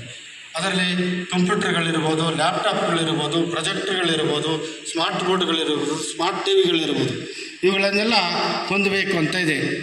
ಇವುಗಳನ್ನೆಲ್ಲ ಹೊಂದಿದರೆ ಏನಾಗ್ತದೆ ಅಂದರೆ ಡಿಜಿಟಲ್ ಸಂಬಂಧಪಟ್ಟಿರ್ತಕ್ಕಂಥ ಅನೇಕ ಗುಣಮಟ್ಟದ ಕಲಿಕೆಯನ್ನು ಈ ಹಂತದಲ್ಲಿ ಮಗುವಿಗೆ ಕಲಿಕೆ ಆದರೆ ಮುಂದಿನ ಉನ್ನತವಾಗಿರ್ತಕ್ಕಂಥ ಒಂದು ಕಲಿಕೆಗೆ ಅನುಕೂಲ ಆಗ್ತದೆ ಅಂತಕ್ಕಂಥ ಉದ್ದೇಶದಿಂದ ಈ ಎಲ್ಲ ಅಂಶಗಳನ್ನು ಹೊಂದಿರಬೇಕು ಅಂತಕ್ಕಂಥ ನಿಯಮ ಇದೆ. ಇಲ್ಲಿ ಕಂಪ್ಯೂಟರ್ಗಳಿದೆ, ಲ್ಯಾಪ್ಟಾಪ್ಗಳು 3 ಇದೆ, ಆಮೇಲೆ ಪ್ರೊಜೆಕ್ಟರ್ 1 ಇದೆ, ಆಮೇಲೆ ಸ್ಮಾರ್ಟ್ ಬೋರ್ಡ್ ಇಲ್ಲ, ಸ್ಮಾರ್ಟ್ ಟಿವಿಗಳು 3 ಇದೆ. ಇವುಗಳಿಂದ ಏನಾಗ್ತದೆ ಅಂದರೆ ಶಿಕ್ಷಕರು ಹೇಗೆ ಪಾಠ ಪ್ರವಚನಗಳನ್ನು ನಿರ್ವಹಣೆ ಮಾಡ್ತಾರೆ ಅವುಗಳ ಮೂಲಕವೂ ಪಾಠ ಪ್ರವಚನಗಳನ್ನು ನಿರ್ವಹಣೆ ಮಾಡಲಿಕ್ಕೆ ಅವಕಾಶ ಇದೆ. ಆಗ ಮಕ್ಕಳಿಗೆ ಪರಿಣಾಮಕಾರಿಯಾಗಿರ್ತಕ್ಕಂಥ ಗುಣಮಟ್ಟದ ಶಿಕ್ಷಣ ದೊರೆಯಲಿಕ್ಕೆ ಸಾಧ್ಯತೆ ಆಗ್ತಾ ಇದೆ. ಡಿಜಿಟಲ್ ಮೂಲಸೌಕರ್ಯಗಳು ಕಾರ್ಯನಿರ್ವಹಿಸ್ತವೆ, ಮಕ್ಕಳಿಗೆ ಲಭ್ಯವಿದೆಯೇ, ಆಮೇಲೆ ಬೋಧನಾ ಕಲಿಕಾ ಸಮಯದಲ್ಲಿ ಅವುಗಳನ್ನು ಬಳಸಲಾಗ್ತಿದೆಯೇ ಅಂತಕ್ಕಂಥದ್ದನ್ನು ನಾವು ಪರಿಶೀಲನೆ ಮಾಡಬೇಕಾಗ್ತದೆ. ಅದನ್ನು ಇಲ್ಲಿ ಉತ್ತಮವಾಗಿ ಬಳಸ್ತಾ ಇರತಕ್ಕಂಥದ್ದು ನಮಗೆ ಕಂಡುಬಂದಿದೆ. ಆಮೇಲೆ ಬ್ಯಾಗ್ ರಹಿತ ದಿನವನ್ನು ಜಾರಿ ಮಾಡಲಾಗಿದೆ. ಮಗು ಎಲ್ಲ ದಿನಗಳಲ್ಲಿ ಬ್ಯಾಗ್ ತರೋದು ಬೇಡ, ತಿಂಗಳಿಗೆ ಒಂದೆರಡು ದಿನಗಳಲ್ಲಿ ಬ್ಯಾಗ್ ಇಲ್ಲದೆ ಶಾಲೆಗೆ ಬರಬೇಕು, ಸಂಭ್ರಮಿಸಬೇಕು, ಬೇರೆ ಬೇರೆ ಚಟುವಟಿಕೆಗಳಲ್ಲಿ ಭಾಗವಹಿಸಬೇಕು, ಅನೇಕ ಬೇರೆ ಬೇರೆ ಕಲಿಕೆಗಳಾಗಬೇಕು ಅಂತಕ್ಕಂಥದ್ದು ಯೋಜನೆಯ ಉದ್ದೇಶ. ಈ ಶಾಲೆಯಲ್ಲಿ ಪ್ರತಿ ತಿಂಗಳ 3 ಮತ್ತು 4ನೇ ಶನಿವಾರದಂದು ಈ ರೀತಿ ನಡೀತಾ ಇದೆ ಅಂತಕ್ಕಂಥ ಅಭಿಪ್ರಾಯವನ್ನು ತಿಳಿಸಿದ್ದಾರೆ. ಯುವ ಮತ್ತು ಪರಿಸರ ಕ್ಲಬ್ಗಳು ಲಭ್ಯ ಇದೆ. ಮಕ್ಕಳು ಪರಿಸರದ ಜ್ಞಾನವನ್ನು ಪಡಿಬೇಕು ಅಂತಕ್ಕಂಥದ್ದು. ಆಮೇಲೆ ವೃತ್ತಿ ಕೌಶಲ್ಯಕ್ಕೆ ಸಂಬಂಧಪಟ್ಟಿರ್ತಕ್ಕಂಥ ಅನೇಕ ಪ್ರಾತ್ಯಕ್ಷಿತೆಗಳ ಮೂಲಕ ಮಗು ಅಲ್ಲಿ ಕಲಿಕೆಗಳನ್ನು ಮಾಡಬೇಕು, ಹೊರ ಸಂಚಾರದ ಮೂಲಕ ಅಂತಕ್ಕಂಥದ್ದು. ಅನೇಕ ಇತಿಹಾಸಕ್ಕೆ ಸಂಬಂಧಪಟ್ಟಿರ್ತಕ್ಕಂಥ ಸ್ಥಳಗಳನ್ನು ಪರಿಚಯ ಮಾಡಿಕೊಳ್ಬೇಕು, ಸುತ್ತಮುತ್ತಲಿರ್ತಕ್ಕಂಥದ್ದು. ವೃತ್ತಿಗೆ ಸಂಬಂಧಪಟ್ಟಿರ್ತಕ್ಕಂಥ ಅನೇಕ ಪ್ರಾತ್ಯಕ್ಷಿತೆಗಳನ್ನು ಮಗು ನೋಡಬೇಕು, ಅಲ್ಲಿ ಕಲಿಕೆಯನ್ನು ಮಾಡಬೇಕು ಅಂತಕ್ಕಂಥ ನಿಯಮ ಇದೆ. ಆ ನಿಯಮವನ್ನು ಪಾಲನೆ ಆಗ್ತಾ ಇದೆ ಈ ಶಾಲೆಯಲ್ಲಿ. ಪ್ರಯೋಗಾಲಯಗಳು ಲಭ್ಯವಿದೆಯೇ ಮತ್ತು ಬಳಸಲಾಗ್ತಿದೆಯೇ? ವಿಜ್ಞಾನ ಪಾಠ ಪ್ರವಚನಗಳನ್ನು ನಿರ್ವಹಣೆ ಮಾಡಬೇಕಾದ್ರೆ ಪ್ರಯೋಗದ ಮೂಲಕ ಪಾಠ ಪ್ರವಚನ ಮಾಡಿದರೆ ಮಕ್ಕಳಿಗೆ ಪರಿಣಾಮಕಾರಿಯಾಗಿರ್ತಕ್ಕಂಥ ಕಲಿಕೆ ಆಗ್ತದೆ. ಹಾಗಾಗಿ ಆ ಪಠ್ಯದಲ್ಲಿ ಬರ್ತಕ್ಕಂಥ ಎಲ್ಲ ವಿಷಯಗಳಿಗೆ ಸಂಬಂಧಪಟ್ಟಿರ್ತಕ್ಕಂಥ ಪ್ರಯೋಗಾಲಯ ಇರಬೇಕು, ಪ್ರಯೋಗಾಲಯದ ಪರಿಕರಗಳಿರಬೇಕು, ಪ್ರಯೋಗದ ವಸ್ತುಗಳಿರಬೇಕು ಅಂತಕ್ಕಂಥ ನಿಯಮ ಇದೆ. ನಿಮ್ಮ ಶಾಲೆಯಲ್ಲಿ ಆ ಎಲ್ಲ ಇರತಕ್ಕಂಥದ್ದು ಕಂಡುಬಂದಿದೆ. ಆಮೇಲೆ ವಿಜ್ಞಾನ ಮತ್ತು ಗಣಿತ ಕಿಟ್ ಲಭ್ಯವಿದೆಯೇ? ಕಿಟ್ಗಳ ಮೂಲಕ ಪಾಠ ಮಾಡ್ತಕ್ಕಂಥದ್ದು ಅದು ಇರ್ತಕ್ಕಂಥದ್ದು ಕಂಡುಬಂದಿದೆ. ಆಮೇಲೆ ಸ್ವಯಂ ರಕ್ಷಣಾ ತರಬೇತಿಯನ್ನು ಹೆಣ್ಣು ಮಕ್ಕಳಿಗೆ ನೀಡಲಾಗ್ತಿದೆಯೇ? ಮಕ್ಕಳಿಗೆ ಕರಾಟೆ ತರಬೇತಿ ಅದು ಒಂದು ಅಂಶ. ಇಲ್ಲಿ ಖಾಸಗಿ ಶಿಕ್ಷಕರನ್ನು ಕರೆಸಿ ತರಬೇತಿಯನ್ನು ನೀಡಲಾಗ್ತಿದೆ ಅಂತಕ್ಕಂಥ ಅಭಿಪ್ರಾಯವನ್ನು ಹೇಳಿದ್ದಾರೆ. ಇಲ್ಲಿ ಶಾಲೆಯಲ್ಲಿ ಘನ ಮತ್ತು ದ್ರವ್ಯತ್ಯಾಜ್ಯದ ವಿಲೇವಾರಿ, ತ್ಯಾಜ್ಯವನ್ನು ಹೇಗೆ ವಿಲೇವಾರಿ ಮಾಡ್ತಕ್ಕಂಥ ಪ್ರಕ್ರಿಯೆ ನಡೀತಾ ಇದೆ. ಸ್ಥಳೀಯವಾಗಿರ್ತಕ್ಕಂಥ ಸ್ಥಳೀಯ ಸರ್ಕಾರ, ಗ್ರಾಮ ಪಂಚಾಯತಿ ಇದನ್ನು ವಿಲೇವಾರಿ ಮಾಡ್ತಿದೆ ಅಂತಕ್ಕಂಥ ಅಭಿಪ್ರಾಯವನ್ನು ಹೇಳಿದ್ದಾರೆ. ವಿಲೇವಾರಿ ಮಾಡ್ತಕ್ಕಂಥ ಜವಾಬ್ದಾರಿ ಗ್ರಾಮ ಪಂಚಾಯತಿ ಇದೆ. ಕೆಲವು ಮೂಲಸೌಕರ್ಯಗಳು ಇತರ ಇಲಾಖೆಗಳಿಂದ ಯೋಜನೆಗಳಿಂದ ಮಂಜೂರಾಗಿದೆಯೇ ಮತ್ತು ನಿರ್ವಹಿಸಲಾಗಿದೆಯೇ? ಶಾಲೆ ಅಭಿವೃದ್ಧಿ ಆಗಬೇಕಾದ್ರೆ ಶಿಕ್ಷಣ ಇಲಾಖೆಯಲ್ಲಿ ದೊರೆತಕ್ಕಂಥ ಅನುದಾನವನ್ನು ನೆಚ್ಚಿಕೊಂಡ್ರೆ ಆಗೋದಿಲ್ಲ. ಶಾಲೆಯೆಲ್ಲ ಭೌತಿಕವಾಗಿರ್ತಕ್ಕಂಥ ಶೈಕ್ಷಣಿಕವಾಗಿರ್ತಕ್ಕಂಥ ಅಭಿವೃದ್ಧಿ ಸಾಧ್ಯವಾಗುವುದಿಲ್ಲ. ಹಾಗಾಗಿ ಸರ್ಕಾರ ಏನು ಮಾಡಿದೆ ಅಂತ ಹೇಳಿದ್ರೆ ಬೇರೆ ಇಲಾಖೆಗಳಿಂದ ಅನುದಾನ ಪಡ್ಕೊಂಡು ಶಾಲೆಯ ಅಭಿವೃದ್ಧಿ ಮಾಡಲಿಕ್ಕೆ ಅವಕಾಶ ಮಾಡಿಕೊಟ್ಟಿದೆ. ಬೇರೆ ಇಲಾಖೆ ಅಂದರೆ ಗ್ರಾಮ ಪಂಚಾಯತಿ, ತಾಲೂಕು ಪಂಚಾಯತಿ, ಜಿಲ್ಲಾ ಪಂಚಾಯತಿ, ಶಾಸಕರಿರ್ಬೋದು, ಸಂಸದರಿರ್ಬೋದು, ವಿಧಾನ ಪರಿಷತ್ ಸದಸ್ಯರಿರ್ಬೋದು, ಆಮೇಲೆ ಶಿಕ್ಷಕ ಪ್ರತಿನಿಧಿಗಳಿರ್ಬೋದು, ಇವರ ಮೂಲಕ ಅನುದಾನಗಳನ್ನು ಪಡೆದುಕೊಂಡು ಶಾಲೆಯ ಎಲ್ಲ ಅಭಿವೃದ್ಧಿಯನ್ನು ಮಾಡಲಿಕ್ಕೆ ಅವಕಾಶವನ್ನು ಸರ್ಕಾರ ಮಾಡಿಕೊಂಡಿದೆ. ಅದರ ಮೂಲಕ ನಿಮ್ಮ ಶಾಲೆ ಹೇಗೆ ಬಳಕೆಯನ್ನು ಮಾಡಿಕೊಂಡಿದೆ, ಯಾವ್ಯಾವ ಕಾಮಗಾರಿಗಳನ್ನು ಇತ್ತೀಚೆಗೆ ತೆಗೆದುಕೊಂಡು ಇಲ್ಲಿ ಶಾಲೆಯನ್ನು ಅಭಿವೃದ್ಧಿಪಡಿಸಿದ್ದಾರೆ ಅಂತಕ್ಕಂಥದ್ದು. ಅದರಲ್ಲಿ ಪಂಚಾಯತ್ ರಾಜ್ ಇಲಾಖೆಯಿಂದ ಅಮೃತ್ ಶಾಲಾ ಯೋಜನೆ ಅಂತಕ್ಕಂಥದ್ದು 2022-23ನೇ ಸಾಲಿನಲ್ಲಿ 10 ಲಕ್ಷ ಅನುದಾನವನ್ನು ಪಡ್ಕೊಂಡು ಶಾಲೆಯ ಕೆಲವು ಅಭ್ಯರ್ಥಿಗಳನ್ನು ನಿರ್ವಹಣೆ ಆಗಿರ್ತಕ್ಕಂಥದ್ದು ಕಂಡುಬಂದಿದೆ. ಇದಲ್ಲದೆ ಬೇರೆ ಬೇರೆ ಇಲಾಖೆಗಳಿಂದ ಅನೇಕ ರೀತಿಯಾಗಿರ್ತಕ್ಕಂಥ ಉತ್ತಮವಾಗಿರ್ತಕ್ಕಂಥ ಸುಸಜ್ಜಿತವಾಗಿರ್ತಕ್ಕಂಥ ತರಗತಿ ಕೊಠಡಿ, ಪ್ರಯೋಗಾಲಯ ಇರ್ಬೋದು, ಕಂಪ್ಯೂಟರ್ ಕೊಠಡಿ ಇರ್ಬೋದು, ಬೇರೆ ಬೇರೆ ಶೌಚಾಲಯ ಇರ್ಬೋದು, ಎಲ್ಲವನ್ನ ಉತ್ತಮವಾಗಿ ನಿರ್ವಹಣೆ ಆಗಿರ್ತಕ್ಕಂಥದ್ದು ಈ ಶಾಲೆಯಲ್ಲಿ ಕಂಡುಬಂದಿದೆ. ಶಿಕ್ಷಕರು ನಿಯಮಿತವಾಗಿ ಶಾಲೆಗೆ ಹಾಜರಾಗ್ತಾರೆಯೇ? ಶಿಕ್ಷಕರು ಪ್ರತಿದಿನ ಶಾಲೆಗೆ ಕ್ರಮವಾಗಿ ಬರ್ತಾರೆಯೇ? ಶಿಕ್ಷಕರು ಪ್ರತಿದಿನ ಶಾಲೆಯನ್ನು ಉಚಿತವಾಗಿ ಕಲಿಯುತ್ತಾರೆಯೇ? ಇದನ್ನು ನಾವು ಪರಿಶೀಲನೆ ಮಾಡಿಕೊಡಿಸಬೇಕು. ಯಾವುದೇ ಇಲ್ಲ ಅನ್ನತಕ್ಕಂಥ ಅಭಿಪ್ರಾಯ ಎಲ್ಲರಿಂದ ಬಂದಿದೆ. ಶಿಕ್ಷಕರು ನೇತೃತ್ವವಾಗಿ ಪಾಠ ಪ್ರವಚನಗಳನ್ನು ಮಾಡ್ತಕ್ಕಂಥದ್ದು, ಪರೀಕ್ಷೆಗಳನ್ನು, ಘಟಕ ಪರೀಕ್ಷೆಗಳನ್ನು ಮಾಡ್ತಕ್ಕಂಥದ್ದು, ಅದನ್ನು ಮೌಲ್ಯಾಂಕನ ಮಾಡಿ ಮಗು ಯಾವ ಹಂತದಲ್ಲಿದೆ ಮಗುವಿಗೆ ತಿಳಿಸ್ತಕ್ಕಂಥದ್ದು, ಮಗುವಿನ ಪೋಷಕರಿಗೆ ತಿಳಿಸ್ತಕ್ಕಂಥ ಈ ಎಲ್ಲ ಪ್ರಕ್ರಿಯೆಗಳನ್ನು ಶಿಕ್ಷಣ ಇಲಾಖೆ ನಿರ್ವಹಣೆಗಳ ಪ್ರಕಾರ ಶಾಲೆ ನಿರ್ವಹಣೆ ಮಾಡಬೇಕಾಗ್ತದೆ. ಅದನ್ನು ಉತ್ತಮವಾಗಿ ನಿರ್ವಹಣೆ ಮಾಡಿರ್ತಕ್ಕಂಥದ್ದು ಈ ಶಾಲೆಯಲ್ಲಿ ಕಂಡುಬಂದಿದೆ. ಆಮೇಲೆ ಶಿಕ್ಷಕರು ಏನಾದರೂ ಖಾಸಗಿ ಬೋಧನೆಯಲ್ಲಿ ಜೋಡಿಸಿಕೊಂಡಿದ್ದಾರೆ ಇಲ್ಲ ಇದೆ. ಆಮೇಲೆ ಶಾಲೆಯಲ್ಲಿ ಸಾಕಷ್ಟು ಶಿಕ್ಷಕರಿದ್ದಾರೆ ಅಂತಕ್ಕಂಥದ್ದು. ಇಲ್ಲಿ 2 ಶಿಕ್ಷಕರ ಕೊರತೆಯಿದೆ. ಒಂದು ಇಂಗ್ಲೀಷ್ ಬೋಧನಾ ಶಿಕ್ಷಕ, ಮತ್ತೊಂದು ಕ್ರೀಡಾ ಶಿಕ್ಷಕರು ಇಲ್ಲಿ ಕೊರತೆ ಇರ್ತಕ್ಕಂಥದ್ದು ಕಂಡುಬಂದಿದೆ. ಇತ್ತೀಚೆಗೆ ಶಿಕ್ಷಕರ ತರಬೇತಿಗಳನ್ನು ಪಡೆದಿದ್ದಾರೆ. ಯೋಜನೆಯ ಪ್ರಮುಖ ಅಂಶ ಶಿಕ್ಷಕರ ಕಾರ್ಯಕ್ಷಮತೆಯನ್ನು ಹೆಚ್ಚಿಸಲು ಆಗಾಗ್ಗೆ ತರಬೇತಿಗಳ ಮೂಲಕ ಇಲಾಖೆ ಅವರಿಗೆ ತರಬೇತಿ ನೀಡ್ತಕ್ಕಂಥ ಒಂದು ಕಾರ್ಯಚಟುವಟಿಕೆಗಳಿದೆ. ಅದರ ಪ್ರಕಾರ ಕಂಪ್ಯೂಟರ್ ತರಬೇತಿ ಒಬ್ಬ ಶಿಕ್ಷಕರಿಗೆ ಆಗಲಿ ಅಂತಕ್ಕಂಥ ಅಭಿಪ್ರಾಯವನ್ನು ಹೇಳಿದ್ದಾರೆ. ಮಕ್ಕಳ ಮ್ಯಾಪಿಂಗ್ ಮತ್ತು ಗಾಡಿ ಹೊಡೆಯುವ ಕಾರ್ಯವನ್ನು ಮಾಡಲಾಗಿದೆ. ಶಾಲೆಯನ್ನು ಇತರ ಉದ್ದೇಶಗಳಿಗಾಗಿ ಬಳಸಲಾಗುತ್ತದೆಯೇ?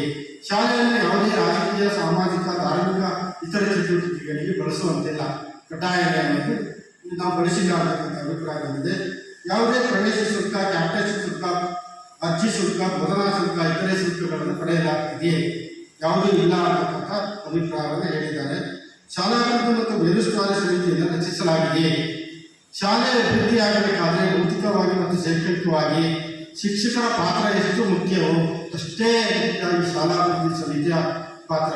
ಏಕೆಂತಂದರೆ ಸರ್ಕಾರ ಎಲ್ಲ ರೀತಿಯ ಶಾಲೆಯ ಚಟುವಟಿಕೆಗಳಲ್ಲಿ ಭಾಗವಹಿಸಲು ಈ ಶಾಲಾಭಿವೃದ್ಧಿ ಸಮಿತಿಗೆ ಅವಕಾಶ ಮಾಡಿಕೊಟ್ಟಿದೆ. ಶಾಲೆಯ ಸರ್ವತೋಮುಖವಾಗಿರತಕ್ಕಂಥ ಅಭಿವೃದ್ಧಿಯಲ್ಲಿ ಅವರ ಪಾಲ್ಗೊಳ್ಳುವಿಕೆ ಅತ್ಯಂತ ಪ್ರಮುಖವಾಗಿರ್ತಕ್ಕಂಥದ್ದು. ಹೆಚ್ಚು ಕ್ರಿಯಾಶೀಲವಾಗಿರತಕ್ಕಂಥ SDLC ಸಮಿತಿ ಯಾವ ಶಾಲೆಯಲ್ಲಿ ಇರ್ತದೋ ಆ ಶಾಲೆ ಅತ್ಯಂತ ಉತ್ತಮವಾಗಿರ್ತಕ್ಕಂಥ ಕಲಿಕಾ ವಾತಾವರಣವನ್ನು ಹೊಂದಿರ್ತದೆ ಅಂತಕ್ಕಂಥದ್ದು. ಇಲ್ಲಿ ನೋಡಿದರೆ ಒಂದು ಉತ್ತಮವಾಗಿರತಕ್ಕಂಥ SDLC ಸಮಿತಿ ಇದೆ, ಎಲ್ಲ ಕಾಲೇಜು ಚಟುವಟಿಕೆಗಳಲ್ಲಿ ಆ ಸಮಿತಿ ಭಾಗವಹಿಸ್ತದೆ ಅಂತಕ್ಕಂಥ ಅಭಿಪ್ರಾಯ ಬಂದಿದೆ. ಆಮೇಲೆ SDLC ಸದಸ್ಯರು ಅವರ ಮಕ್ಕಳ ಪೋಷಕರಾಗಿದ್ದಾರೆ. ಪ್ರತಿ ತಿಂಗಳು SDLC ಸಮಿತಿ ಸಭೆಗಳು ನಡೆಯುತ್ತವೆ. ಈ ಯೋಜನಾ ನಿಯಮದ ಪ್ರಕಾರ ಒಂದು ವರ್ಷದಲ್ಲಿ 12 SDLC ಸಭೆಗಳನ್ನು ನಡೆಯಬೇಕು. ಒಂದು ತಿಂಗಳಲ್ಲಿ ಒಂದು SDLC ಸಭೆ ನಡೆಯಬೇಕು. ಅಲ್ಲಿ ಶಾಲೆಯ ಎಲ್ಲ ಭೌತಿಕ ಮತ್ತು ಶೈಕ್ಷಣಿಕ ಚಟುವಟಿಕೆಗಳ ಬಗ್ಗೆ ಚರ್ಚೆ ಆಗಿ ಒಂದು ಶಾಲಾಭಿವೃದ್ಧಿ ಯೋಜನೆಯನ್ನು ತಯಾರಿಸಬೇಕು. ಆ ಒಂದು SDLC ಸಮಿತಿ ತಯಾರಿಸಿ ಎಲ್ಲ ಅಭಿವೃದ್ಧಿಯ ಕಡೆ ಹೆಚ್ಚು ಗಮನವನ್ನು ಹರಿಸಬೇಕು ಅಂತಕ್ಕಂಥ ನಿಯಮ ಇದೆ. ಇಲ್ಲಿ ಸಭೆಯನ್ನು ಮಾಡಿ ನಡವಳಿಕೆಯನ್ನು ದಾಖಲಿಸಬೇಕಾಗ್ತದೆ, ದಾಖಲಾತಿಯನ್ನು ನಿರ್ವಹಣೆ ಮಾಡಬೇಕಾಗ್ತದೆ ಶಾಲೆ. ಇಲ್ಲಿ 12 ಸಭೆಗಳಾಗಿರ್ತಕ್ಕಂಥದ್ದು ಕಂಡು ಬಂದಿದೆ. 10 SDLC ಸಭೆಗಳು, 2 ಸಮುದಾಯದ ಶಾಲಾ ಸಭೆಗಳು ನಡೆದಿದೆ. ಒಟ್ಟು 12 ಸಭೆಗಳು ಯೋಜನಾ ನಿಯಮದಂತೆ ನಡೆದಿರ್ತಕ್ಕಂಥದ್ದು ಕಂಡು ಬಂದಿದೆ.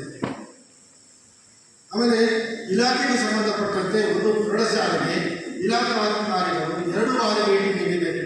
ಅಂದರೆ PO ಅವರು 2 ಬಾರಿ ಭೇಟಿ ನೀಡಬೇಕು ಶಾಲೆಗೆ, DRC ಅವರು 2 ಬಾರಿ ಭೇಟಿ ನೀಡಬೇಕು ಅಂತಕ್ಕಂಥ ನಿಯಮ ಇದೆ. ಇಲ್ಲಿ 2023-24ರಲ್ಲಿ PO ಅವರು 1 ಬಾರಿ ಭೇಟಿ ನೀಡಿದ್ದಾರೆ, DRC ಅವರು ಯಾವುದೇ ಭೇಟಿಯನ್ನು ನೀಡಿಲ್ಲ.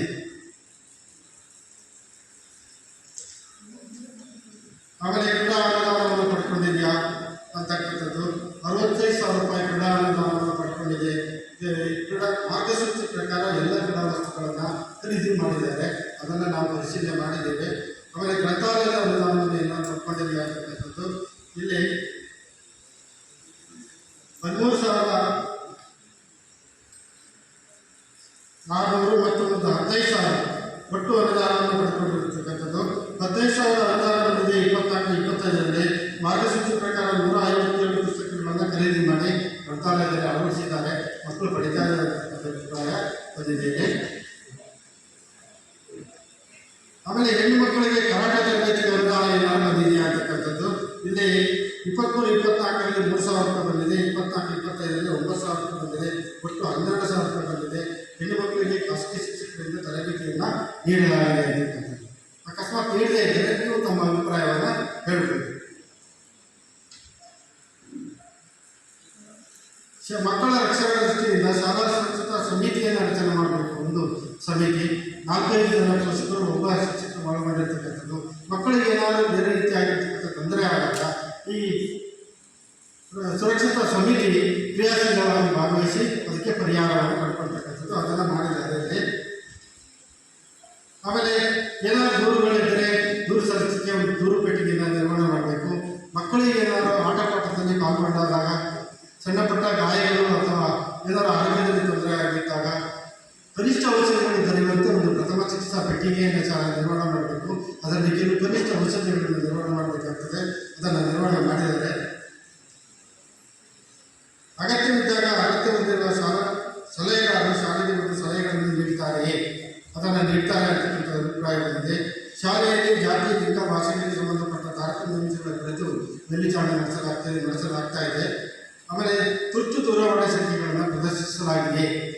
ಮಕ್ಕಳ ದೂರವಾಣಿ, ಮಹಿಳಾ ದೂರವಾಣಿ, ಪೊಲೀಸ್ ದೂರವಾಣಿ, ಅಗ್ನಿಶಾಮಕ ದೂರವಾಣಿ, ಆರೋಗ್ಯ ದೂರವಾಣಿ, ಈ ಎಲ್ಲ ದೂರವಾಣಿಗಳನ್ನು ಮುಖ್ಯ ಶಿಕ್ಷಣ ಕೊಠಡಿಯ ಫಲಕದಲ್ಲಿ ನಿರ್ವಹಣೆ ಮಾಡಬೇಕಾಗ್ತದೆ. ಏನಾದರೂ ಅವಶ್ಯವಿದ್ದಾಗ ಅವರನ್ನು ಸಂಪರ್ಕಿಸಲಿಕ್ಕೆ ಅನುಕೂಲ ಆಗ್ತದೆ ಅಂತಕ್ಕಂಥದ್ದನ್ನು ಅದನ್ನು ನಿರ್ವಹಣೆ ಮಾಡಿದ್ದಾರೆ. ಅದಲ್ಲದೆ ಇಲಾಖಾ ಉನ್ನತಾಧಿಕಾರಿಗಳು DDPಯಿಂದ ಮುಖ್ಯ ಶಿಕ್ಷಕರುಗಳಿಂದ ಎಲ್ಲ ದೂರವಾಣಿ ಸಂಖ್ಯೆಗಳನ್ನು ಮುಖ್ಯ ಶಿಕ್ಷಕರ ಕೊಠಡಿಯ ಫಲಕದಲ್ಲಿ ನಿರ್ವಹಣೆ ಮಾಡಬೇಕಾಗ್ತದೆ, ಅದನ್ನು ಉತ್ತಮವಾಗಿ ನಿರ್ವಹಣೆ ಮಾಡಿದ್ದಾರೆ ಇಲ್ಲಿ. ಆಮೇಲೆ ಕನಿಷ್ಠ ಉಪಶಿಕ್ಷಕ ವೃತ್ತಿಪರ ಮಾರ್ಗದರ್ಶನ ಮತ್ತು ಸಮಾಲೋಚನೆ ಕೌಶಲ್ಯಗಳ ತರಬೇತಿಯನ್ನು ಪಡೆದಿದ್ದಾರೆ. ಒಂದು ಶಾಲೆಯಲ್ಲಿ ಒಬ್ಬ ಶಿಕ್ಷಕರಿಗೆ ಇಲಾಖೆ ವೃತ್ತಿಪರ ಮಾರ್ಗದರ್ಶನ, ಮಕ್ಕಳಿಗೆ ಮಕ್ಕಳಿಗೆ ಕಲಿಕೆಯನ್ನು ಮಾಡ್ತಕ್ಕಂಥ ಮತ್ತು ಸಮಾಲೋಚನೆ ಕೌಶಲ್ಯ. ಮಗು ಏನಾದರೂ ಮಾನಸಿಕವಾಗಿ ಹಿನ್ನೆಲೆ ಆದಾಗ ಅದಕ್ಕೆ ಸಮಾಲೋಚನೆ ಮೂಲಕ ಆ ಮಗುವನ್ನು ಸಾಧಿಸುತ್ತಿರ್ತಕ್ಕಂಥ ಒಂದು ಕಲಿಕೆಯನ್ನು ಮಾಡ್ತಕ್ಕಂಥದ್ದು. ಅದಕ್ಕೆ ತರಬೇತಿಯನ್ನು ಇಲಾಖೆ ಒಬ್ಬ ಶಿಕ್ಷಕರು ಒಂದು ಶಾಲೆಯಲ್ಲಿ ಕೊಡ್ತದೆ. ಇದು ಒಬ್ಬ ಶಿಕ್ಷಕರು ಪಡೆದಿದ್ದಾರೆ ಅಂತಕ್ಕಂಥ ಅಭಿಪ್ರಾಯಗಳಿದೆ. ಶಾಲೆಯಲ್ಲಿ ಉತ್ತಮ ರೂಢಿಗಳಿದ್ದರೆ ನಮೂದಿಸುವುದು. ಏನೇನು ರೂಢಿಗಳನ್ನು ಶಾಲೆ ಮಕ್ಕಳಿಗೆ ಚಟುವಟಿಕೆಗಳನ್ನು ನೀಡ್ತಾ ಇದೆ. ಕೈತೋಟದ ನಿರ್ವಹಣೆ ಅಂತಕ್ಕಂಥದ್ದು, ಪ್ರತಿಭೆಯ ಸಂಬಂಧಪಟ್ಟಿರ್ತಕ್ಕಂಥ ಅನೇಕ ಚಟುವಟಿಕೆಗಳನ್ನು ನೀಡ್ತಕ್ಕಂಥದ್ದು, ಪ್ರಯೋಗಕ್ಕೆ ಸಂಬಂಧಪಟ್ಟಿರ್ತಕ್ಕಂಥ ಅನೇಕ ಚಟುವಟಿಕೆಗಳನ್ನು ನೀಡ್ತಕ್ಕಂಥದ್ದು, ಕ್ರೀಡಾ ಚಟುವಟಿಕೆಗಳು, ಸ್ಮಾರ್ಟ್ ತರಗತಿ ಚಟುವಟಿಕೆಗಳು, ಯೋಗ ಧ್ಯಾನ ಇತ್ಯಾದಿ ಚಟುವಟಿಕೆಗಳನ್ನು ಶಾಲೆಯಲ್ಲಿ ನೀಡ್ತಾ ಇದ್ದೇವೆ ಅಂತಕ್ಕಂಥ ಅಭಿಪ್ರಾಯಗಳಿದೆ. ನೀಡ್ತಾರೆ ಅಂತಕ್ಕಂಥ ಅಭಿಪ್ರಾಯವನ್ನು ಮಕ್ಕಳು ಸಹ ಅಭಿಪ್ರಾಯವನ್ನು ಹೇಳಿದ್ದಾರೆ. ಹೀಗೆ 134 ಅಂಶಗಳನ್ನು ಒಳಗೊಂಡಿರ್ತಕ್ಕಂಥ ಎಲ್ಲ ಅಂಶಗಳನ್ನು ಸಾಮಾಜಿಕ ಪರಿಶೋಧನೆಗೆ ಒಳಪಡಿಸಿದೆ. ಆ ಎಲ್ಲ ಅಂಶಗಳನ್ನು ನಾವು ಸಾಮಾಜಿಕ ಪರಿಶೋಧನೆ ಮಾಡಿ ಏನೇನು ಅಂಶಗಳು ಕಂಡುಬಂದಿದೆ, ಏನೇನು ಲೋಪದೋಷಗಳು ಕಂಡುಬಂದಿದೆ ಅಂತಕ್ಕಂಥದ್ದನ್ನು ನಾನು ಸಭೆ ಮುಂದೆ ಮಂಡಿಸಿದ್ದೇನೆ. ತಾವೂ ಸಹ ಈ ಎಲ್ಲ ಅಂಶಗಳು ಸಹ ಸರ್ಕಾರಕ್ಕೆ ನೇರವಾಗಿ ವರದಿ ಮೂಲಕ ಸಲ್ಲಿಸಲಾಗ್ತದೆ. ನೀವೇನಾದರೂ ಚರ್ಚೆಯ ಮೂಲಕ ತಮ್ಮ ಅಭಿಪ್ರಾಯಗಳನ್ನು ತಿಳಿಸಿದರೆ ವರದಿ ಮೂಲಕ ಸರ್ಕಾರದ ಗಮನಕ್ಕೆ ತರ್ತೀವಿ ಅಂತೇಳಿ ತಿಳಿಸ್ತಾ ಈ ಎಲ್ಲ ಅಂಶಗಳನ್ನು ತಿಳಿಸಲಿಕ್ಕೆ ಅವಕಾಶ ಕೊಟ್ಟಿರ್ತಕ್ಕಂಥ ತಮ್ಮೆಲ್ಲರಿಗೂ ಧನ್ಯವಾದಗಳು.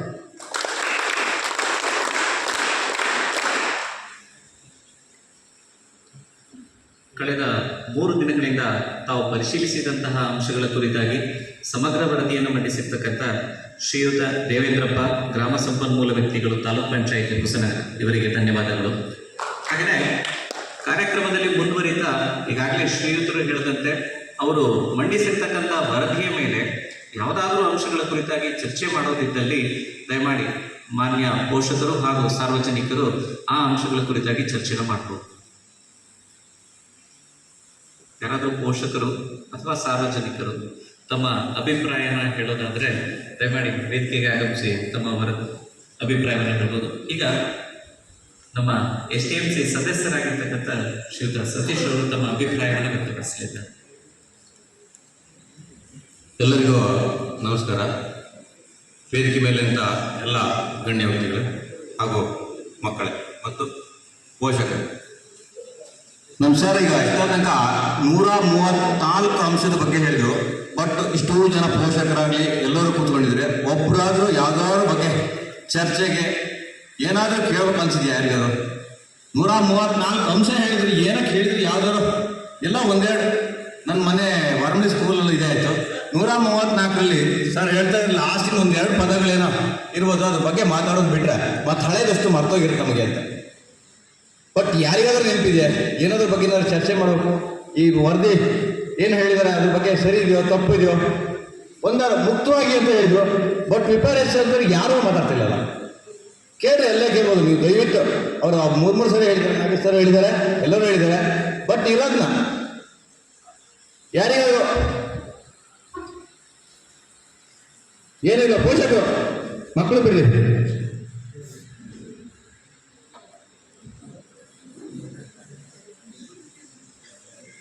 ಯಾರಿಗೂ ಮುಖ್ಯವಾಗಿ ಇಲ್ಲ, ನೀವು ಬೇರೆ ಕೇಳ್ರಿ, ಏನು ಕೇಳಬೇಕು, ಏನು ಸಮಸ್ಯೆ ಇದೆ. ಅವರು ಹೆಚ್ಚಿನಾಗ ವರದಿ ಹೇಳಿದ್ರಲ್ಲ, ಅದ್ರಲ್ಲಿ ಯಾವ್ದಾದ್ರು ಏನಾದ್ರು ಲೋಪದೋಷ ಎಲ್ಲ ಸರಿ ಇದೆಯಾ?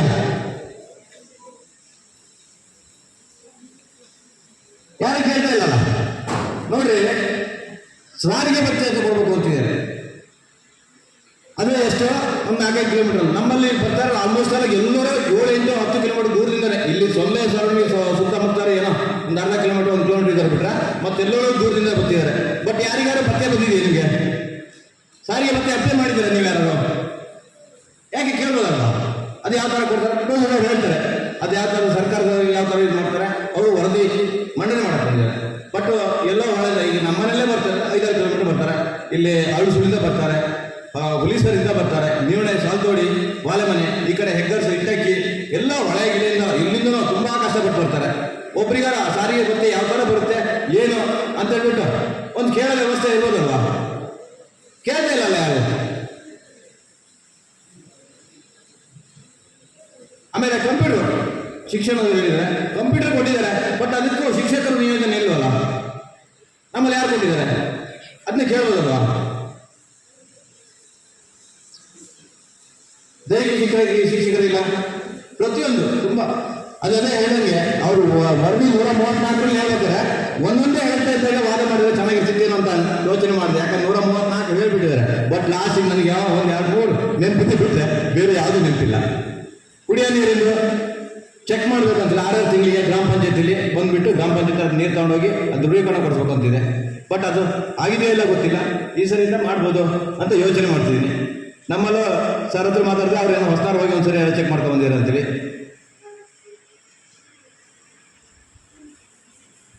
ಬಟ್ ನೀವು ಯಾರು ಡೈರೆಕ್ಟಾಗಿ ಎದ್ದಿತ್ತು ನಿಮ್ಮ ಸಮಸ್ಯೆ ಏನಿದೆ ಹೇಳ್ರಿ, ಕೇಳಿ. ಮುಕ್ತವಾಗಿ ಮಾತಾಡೋಕ್ಕೆ ಕರೆದಿರೋದು ಸಭೆ. ನೀವು ಯಾರು ವಾದ ಮಾಡಿಲ್ಲ, ಮಾತಾಡಿಲ್ಲ ಅಂದ್ರೆ ಈ ಸಭೆಗೆ ಶೋಭೆನೇ ಬರೋದಿಲ್ಲ.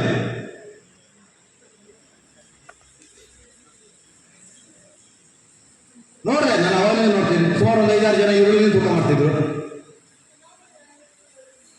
ಗೊತ್ತಲ್ಲ ಈರುಳ್ಳಿ ತೂಕ ಮಾಡ್ತಿರೋದ್ರ. ಇಲ್ಲಿ 134 ವರದಿ ನೋಂದಣಿ ಮಾಡ್ತಿದ್ದಾರೆ. ಅವ್ರ ಪಾಡಿಗೆ ಅವರು ಕೆಲವರು ನಿದ್ದೆ ಮಾಡಿದವ ಇಲ್ಲ ಗೊತ್ತಿಲ್ಲ, ಕೆಲವರು ಥಂಡಿ ಜ್ವರ ಬಂದಿತ್ತೋ ಇಲ್ಲ ಗೊತ್ತಿಲ್ಲ, ಕೆಲವು ಕಣ್ಣು ಕೆಂಪಾಗಿದ್ದಾವೆ, ಕೆಲವು ಆಕಳಿಸ್ತಿದ್ರು.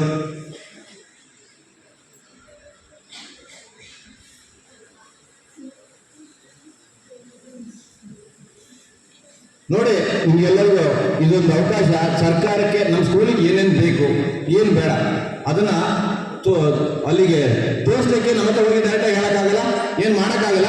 ಆ ವಿಷಯದಲ್ಲಿ ವರದಿ ಇವ್ರ ಹತ್ರ ಹೇಳಿದ್ರೆ ಅಲ್ಲಿಗೆ ಹೋಗೋ ವ್ಯವಸ್ಥೆಯನ್ನು ಮಾಡ್ಬೋದು. ಅದು ಇದೊಂದು ಒಳ್ಳೆ ಇದು ಕಾರ್ಯಕ್ರಮ ಅಂತ ನಾನು ಹೇಳ್ತಾ ನನ್ನ ಮಾತು ಮುಗಿಸ್ತೀನಿ. ಜೈ ಹಿಂದ್, ಜೈ ಕನ್ನಡ.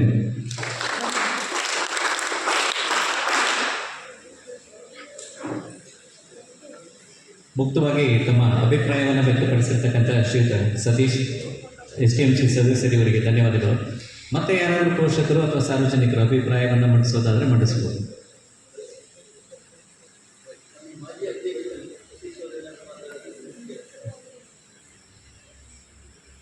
ನಮ್ಮ ಶಾಲಾ ಮೇಲುಸ್ತುವಾರಿ ಸಮಿತಿಯ ನಿಕಟಪೂರ್ವ ಅಧ್ಯಕ್ಷರಾಗಿರ್ತಕ್ಕಂಥ ಶ್ರೀಯುತ ಸತೀಶ್ ಅವರು ಈ ಒಂದು ಕಾರ್ಯಕ್ರಮವನ್ನು ಉದ್ದೇಶಿಸಿ ಮಾತನಾಡಬೇಕಾಗಿ ಅವರಿಗೆ ಕೇಳ್ಕೊಳ್ತಾ ಇದ್ದಾರೆ.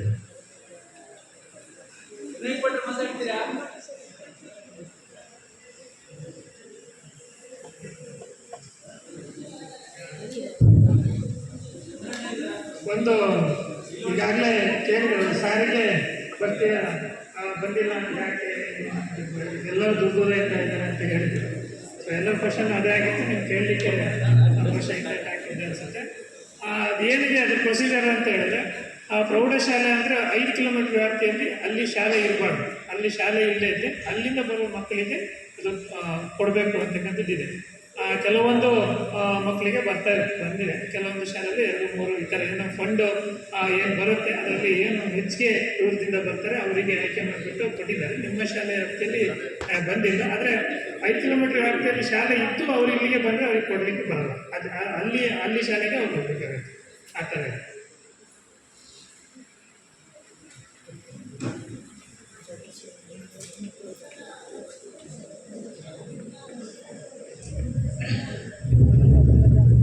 ಎಲ್ಲರಿಗೂ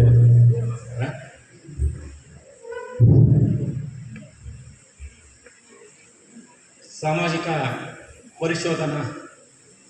ಪರಿಶೋಧನಾ ಕ್ರಮ ಸಭೆಯ ಅಧ್ಯಕ್ಷತೆಯನ್ನು ವಹಿಸಿಕೊಂಡಿರುವಂತಹ ನಮ್ಮ ಗ್ರಾಮ ಪಂಚಾಯಿತಿಯ PDO ಆಗಿರತಕ್ಕಂತಹ ಜ್ಞಾನೇಂದ್ರ ಸರ್ ಅವರೇ, ಹಾಗೂ ನಮ್ಮ ಶಾಲೆಯ ಮುಖ್ಯ ಗುರುಗಳೇ, ಹಾಗೂ ನಮ್ಮ ಶಾಲೆಯ STMC ಅಧ್ಯಕ್ಷರಾಗಿರ್ತಕ್ಕಂತಹ ಸ್ನೇಹಿತ ನಟರಾಜ್ ಅವರೇ, ಹಾಗೂ ಇಲಾಖೆ ವತಿಯಿಂದ ಬಂದಂತಹ ಪದಾಧಿಕಾರಿಗಳೇ, ಮುದ್ದಿನ ಮಕ್ಕಳೇ, ಹಾಗೂ ಎಲ್ಲ ನನ್ನ ಪೋಷಕ ವರ್ಗಗಳೇ, ಹಾಗೂ ಎಲ್ಲ ನಮ್ಮ ಶಾಲೆಯ ಗುರು ವೃಂದದವರೇ, ಈಗಾಗಲೇ ತುಂಬ ಲೇಟಾಗಿ ಬಂದೆ. ನಾನು ಹಿಂದಿನ 3 ವರ್ಷಗಳ ಕಾಲ STMCಯಲ್ಲಿ ಅಧ್ಯಕ್ಷನಾಗಿದ್ದೆ. ಈ ಥರ ಲೆಕ್ಕಪರಿಶೋಧನಾ ಸಭೆ ನನಗೆ ಗೊತ್ತಿರಲಿಲ್ಲ. ಇದೇ ಪ್ರಥಮ ಬಾರಿಗೆ ಅಂತ ನಾನು ತಿಳ್ಕೊಂಡಿದ್ದೀನಿ. ಈಗ 134 ಅಂಶಗಳನ್ನು ಸರ್ ಅವರು ಈಗ ಹೇಳ್ತಾ ಬಂದರು.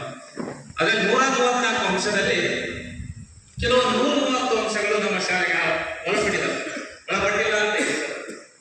ಹಾಗಾಗಿ ನಮ್ಮ ಶಾಲೆ ಇನ್ನೇನು ಮುಂದಿನ ಮಳೆಗಾಲದಲ್ಲಿ ಬಿದ್ದೋಗ ಅಂತ ಪರಿಸ್ಥಿತಿ ನಿಮ್ಮ ಗಮನಕ್ಕೆ ಮೊದಲನೇದಾಗಿ ತರಬೇಕು ಅಂದ್ಕೊಂಡಿದ್ದೇನೆ. ಯಾಕಂದ್ರೆ ಆ ಮಳೆ ಮಾಡು ದುರಸ್ತಿ ಬಹಳ ಕಡಿಮೆ, ಮಕ್ಕಳನ್ನೆಲ್ಲ ನಾವು ಕೂರಿಸ್ತಾ ಇಲ್ಲ. ಎಲ್ಲ ಹೊಸ ಬಿಲ್ಡಿಂಗಲ್ಲೇ ಅದೇ 40 ಬಿಲ್ಡಿಂಗ್ ಆಗಿ ಸರಿ ಆ ಬಿಲ್ಡಿಂಗ್ನಲ್ಲಿ ನಾವು ಬೋಧನಾ ಕಾರ್ಯಕ್ರಮವನ್ನು ಮಾಡ್ತೀವಿ.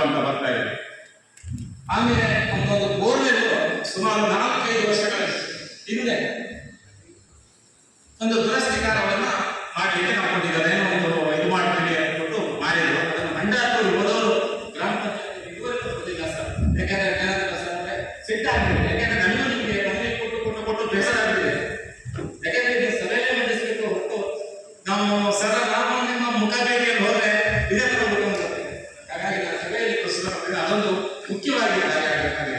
ಹಾಗೆ ನಮ್ಮ ಸ್ನೇಹಿತ ಭತ್ಯೆಯ ಬಗ್ಗೆ ಕೇಳಿದ್ರು. ಅದೊಂದು ಒಳ್ಳೆಯ ಪ್ರಶ್ನೆ ಅನಿಸ್ತದೆ ನನಗೆ. ತುಂಬಾ ದೂರದಿಂದ ಮಕ್ಕಳೆಲ್ಲ ಬರ್ತಾ ಇದ್ದಾರೆ, ಅದೊಂದು ಅವಕಾಶ ಮಾಡಿಕೊಡಿ. ಹಾಗೇನೆ ಮೇಡಮ್ ಹೇಳ್ಕೊಳ್ಳೇನು ಸ್ಕಾಲರ್ಶಿಪ್ ತುಂಬಾ ಜನ ಮಕ್ಕಳು ಅರ್ಜಿಯನ್ನು ಸಲ್ಲಿಸಿದ್ರೆ ಇದುವರೆಗೂ ಯಾರಿಗೂ ಬಂದಿಲ್ಲ ಯಾರಿಗೂ ಬಂದಿಲ್ಲ ಸರ್. ಅದನ್ನ ನಿಮ್ಮ ಗಮನಕ್ಕೆ ತರ್ತೇನೆ. ಇಲಾಖೆಯವರು ನೀವು ಆದಷ್ಟು ಸ್ಪಂದನೆ ಮಾಡಿ ಅದನ್ನೆಲ್ಲ ಒಂದು ರೀತಿಯಲ್ಲಿ ಸರಿಪಡಿಸ್ಕೊಳ್ಬೇಕು ನಮ್ಮ ಶಾಲೆಗೆ ಅಂತ ಕೇಳ್ಕೊಳ್ತೇನೆ. ಹಾಗೇನೆ ಶಿಕ್ಷಕರ ಕೊರತೆ ನಮಗೆ ಮುಖ್ಯವಾಗಿ ಈ ಶಾಲೆ ಸುಮಾರು 90 ವರ್ಷಗಳ ಕಾಲ ಆಯ್ತು. ಈಗ ಒಳ್ಳೆಯ ಸಾಧನೆ ಮಾಡಿದೆ ಸರ್. ನೀವು ಎಲ್ಲಿ ಹೋದರೂ ಸರ್ಕಾರಿ ಪ್ರೌಢಶಾಲೆ ಸ್ವಂತಲೇ ಅಂದ ತಕ್ಷಣ ಎಲ್ಲರೂ ಒಂದು ಸ್ವಲ್ಪ ಕಿವಿಗೊಟ್ಟು ಕೇಳ್ತಾರೆ. ಅಂತಹ ಸ್ಥಿತಿ ನಿರ್ಮಾಣಗೊಂಡಿದ್ದು ಈಗ ನಮಗೆ ಇಂಗ್ಲಿಷ್ ಬೋಧನದಲ್ಲಿ ನಮ್ಮ ಪುಣ್ಯಕ್ಕೆ ನಮ್ಮ ಶಾಲೆ ವಿದ್ಯಾರ್ಥಿನಿ 3-4 ವರ್ಷಗಳ ಕಾಲ ಇಲ್ಲಿ ಬೋಧನೆಯನ್ನು ಮಾಡ್ತಾರೆ ಗೌರವ ಶಿಕ್ಷಕಿಯಾಗಿ. ಅದೊಂದು ನಮ್ಮ ಪುಣ್ಯ ಅಂತಲೇ ಹೇಳ್ಬೋದು. ಅವ್ರೊಬ್ರು ಇಲ್ಲ ಅಂದಿದ್ರೆ ಕಷ್ಟ ಇತ್ತು. ನಮ್ಗೆ ಎಲ್ಲೋ ಬೇರೆ ಬೇರೆ ಕಡೆಯಿಂದ ತಂದು ಗೌರವ ಶಿಕ್ಷಕಿದ್ರೆ ಆ ಪದ್ಯ ಸಾಕಾಗ್ತಿರ್ಲಿಲ್ಲ. ಇದೆಲ್ಲ ಸನ್ನಿವೇಶಗಳು ಬಾರಿ ವಿಪರೀತಕ್ಕೆ ಹೋಗ್ಬಿಡ್ತಿತ್ತು. ಏನಪ್ಪ ಅಂದ್ರೆ ಇಲ್ಲಿ ಹತ್ತಿರದಲ್ಲಿ ಇರುವಂತಹ ನಮ್ಮ ಇದೇ ಶಾಲೆ ವಿದ್ಯಾರ್ಥಿನಿ ಇಲ್ಲಿ ಬಂದು 3 ವರ್ಷಗಳ ಕಾಲ 3-4 ವರ್ಷ ಆಗಿರ್ಬೋದಲ್ವ ಸರ್ ಬೋಧನೆಯನ್ನು ಮಾಡ್ತಾ ಇದ್ದಾರೆ. ಹಾಗೇನೆ ಮತ್ತೆ ಯಾವುದು ಕುಂದುಕೊರತೆ ಏನು ಹೆದ್ದು ಕಾಣಿಸ್ತಿಲ್ಲ. ಆದಷ್ಟು ಮಟ್ಟಿಗೆ ಒಳ್ಳೆಯದಾಗೇ ಇದೆ ಅಂತ ಅಂದ್ಕೊಂಡಿದ್ದೀವಿ. ಹಾಗೆ ಸುಣ್ಣ ಬಣ್ಣದ ವ್ಯವಸ್ಥೆ ಏನು ಸರ್ ನಿಮ್ಮ ಇಲಾಖೆ ವತಿಯಿಂದ ಏನಾದ್ರು ಸುಣ್ಣ ಬಣ್ಣದ ವ್ಯವಸ್ಥೆ ಏನಾದ್ರು ಇದೆಯಾ? ಅದನ್ನು ನಾನು ನಿಮ್ಮ 134ರಲ್ಲಿ ನಾನು ಅದನ್ನು ಕೇಳ್ಪಟ್ಟಿಲ್ಲ. ಇದ್ರೆ ತತ್ಕ್ಷಣವಾಗಿ ನಿಮ್ಮ ಗಮನಕ್ಕೆ ತರ್ತಾ ಇದ್ದೇನೆ. ಅದೊಂದು ಸುಣ್ಣ ಬಣ್ಣ ಬಳಿಯುವಂಥ ವ್ಯವಸ್ಥೆ ನಮಗೆ ಬೇಗ ಆಗಬೇಕಾಗಿದೆ. ಯಾಕೆಂದರೆ ಶಾಲೆಯ ಕಟ್ಟಡಗಳೆಲ್ಲ ಕಾಂಪೌಂಡ್ ಸಹಿತವಾಗಿ ಎಲ್ಲ ಬಾಕಿ ಕಟ್ಟಿ ಹಾಳು ಬಿದ್ದಂತಹ ಶಾಲೆ ಆಗಿದೆ. ನಿಜಕ್ಕೂ ತುಂಬ ಬೇಜಾರಾಗ್ತಿದೆ ಸರ್. ಅದೊಂದು ವ್ಯವಸ್ಥೆ ಕೂಡಲೇ ಆಗಬೇಕು. ಹಾಗೆ ದೈಹಿಕ ಶಿಕ್ಷಕರದ್ದು ಒಂದು ಕೊರತೆ ಇದೆ, ಅದನ್ನು ಕೂಡ ತುಂಬಿಕೊಡ್ಬೇಕು ನೀವು. ಹಾಗೇನೆ ಡಿ ದರ್ಜೆಯ ನೌಕರರಿಲ್ಲ, ಅದನ್ನು ಕೂಡ ನೀವು ಆದಷ್ಟು ಬೇಗ ನಮ್ಮ ಶಾಲೆಗೆ ತುಂಬಿಕೊಡ್ಬೇಕು. ಹಾಗೆ ಅಟೆಂಡರ್ ಕೂಡ ಇಲ್ಲ, ಅದನ್ನು ಕೂಡ ತುಂಬಿಕೊಡ್ಬೇಕು. ಇವೆಲ್ಲ ಮುಖ್ಯ ತೊಂದರೆಗಳು ನಮಗೆ ಎದ್ದು ಕಾಣ್ತದೆ ಸರ್. ಅದೇ ರೀತಿ ಯಾವುದೇ ಅನುದಾನ ಬಂದರೂ ಕೂಡ ನಮ್ಮ ಶಾಲೆಗೆ ನೀವು ಪ್ರಪ್ರಥಮವಾಗಿರಬೇಕು ಸರ್. ಯಾಕಂದ್ರೆ STMC ಒಂದು ಇರ್ತದೆ, ಇಲ್ಲಿ ಹಣಕಾಸಿಲ್ಲ ಅಂದ್ರೆ ಏನೇ ವಸ್ತು ಮಾಡ್ಲಿಕ್ಕೆ ಆಗಲ್ಲ. ಬರೀ STMC ಕುರ್ಚಿ ಮೇಲೆ ಕೂತ್ಕೊಳ್ಳೋದು ಸಭೆ ಮಾಡೋದು ಹೋಗೋದು ಆಗಿರುತ್ತೆ ಸರ್. ಅನುದಾನಗಳಿದ್ರೆ ಕೆಲವಷ್ಟು ಕಾಮಗಾರಿಗಳಲ್ಲಿ ಮಾಡಬಹುದಿದೆ. ಅದನ್ನ ಮಾಡುವಂತ ವ್ಯವಸ್ಥೆ ನಮ್ಮ ಶಾಲಾ ಮಾಡ್ತಾರೆ ಅಂತ ಹೇಳ್ತಾ ಈ ಒಂದು ಅವಕಾಶಕ್ಕಾಗಿ ಎಲ್ಲರಿಗೂ ವಂದಿಸಿ ಈ ಎಲ್ಲ ನಾನು ಏನು ಹೇಳಿದ್ರೆ ಈ ಕಾರಣಗಳಿಗೆ ಎಲ್ಲ ಕೂಡ ನಿಮ್ಮ ಗಮನದಲ್ಲಿ ಇಟ್ಕೊಂಡು ಎಲ್ಲದಕ್ಕೂ ಸಹಕರಿಸ್ತೇನೆ ಅಂತ ಹೇಳ್ತಾ ಈ ವೇದಿಕೆಯನ್ನು ನಮಸ್ಕರಿಸುತ್ತಾ ವೇದಿಕೆಯನ್ನು ವಿಸರ್ಜಿಸ್ತೇನೆ.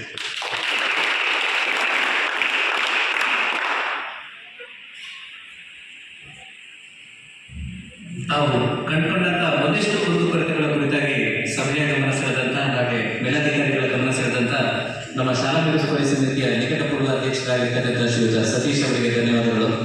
ಮತ್ತೆ ಯಾರಾದರೂ ಪೋಷಕರ ಅಭಿಪ್ರಾಯವನ್ನು ಹೇಳೋದಿದ್ರೆ ಹೇಳ್ಬೋದು, ಇಲ್ಲವಾದಲ್ಲಿ ಕಾರ್ಯಕ್ರಮದಲ್ಲಿ ಮುಂದುವರಿತೀವಿ.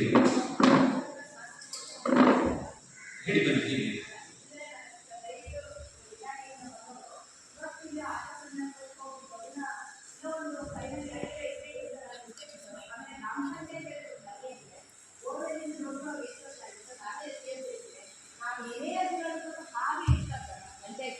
ಇನ್ನೇನಾದರೂ ದಯವಿಟ್ಟು ಶಾಲೆ ಕಡೆ ಸ್ವಲ್ಪ ಗಮನ ಹರಿಸಿ. ಮಕ್ಕಳು ಅಂದರೆ ಎಲ್ರಿಗೂ ಒಂದಿದ್ದಾರ ಫೈನಲ್ಲೇ ಇಡೋದಾದರೆ ನೀವು ಅರ್ಜಿಗಳನ್ನೇ ತೊಗೊಳ್ಬೇಡಿ ಆಯಿತಾ.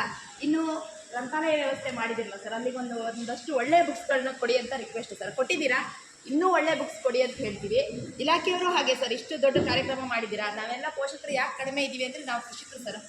ಇದು ನಮಗೆ ಒಳ್ಳೆ ಸೀಸನ್, ಗದ್ದೆ ಕೊಯ್ಲು ಅಡಿಕೆ ಕೊಯ್ಲು ಸೀಸನ್ ಆದರೂ ಬಂದಿದ್ದೀವಿ. ಇಷ್ಟು 134 ಏನು ಪರಿಶೀಲನೆ ಮಾಡಿದ್ದನ್ನು ನಮ್ಮದು ಚೆನ್ನಾಗೇ ನಡೀತಾ ಇದೆ ನಮ್ಮ ಸ್ಕೂಲಲ್ಲಿ. ಆದರೆ ಇವಾಗ ಏನಂದರೆ ತೊಗೊಂಡು ಹೋಗಿರೋ ಮಾಹಿತಿನ ದಯವಿಟ್ಟು ಫೈಲಲ್ಲಿ ಇಡಬೇಡಿ ಸರ್, ಕಾರ್ಯರೂಪಕ್ಕೆ ತನ್ನಿ ಅಂತ ನಮ್ಮ ರಿಕ್ವೆಸ್ಟ್ ಸರ್, ಎಲ್ಲ ಪೋಷಕರ ಪರವಾಗಿ ಅಷ್ಟೇ ಸರ್.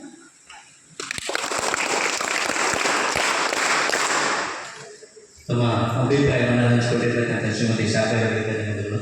ಮತ್ತೆ ಯಾರಾದರೂ ಯಾಕಂದ್ರೆ ಅಲ್ಲಿಂದಲೇ ನಿಂತ್ಕೊಂಡು ನೀವು ನಿಮ್ಮ ಅಭಿಪ್ರಾಯವನ್ನು ಹೇಳೋದಾದ್ರೆ ಹೇಳಿ, ಮುಕ್ತವಾದ ಅವಕಾಶ.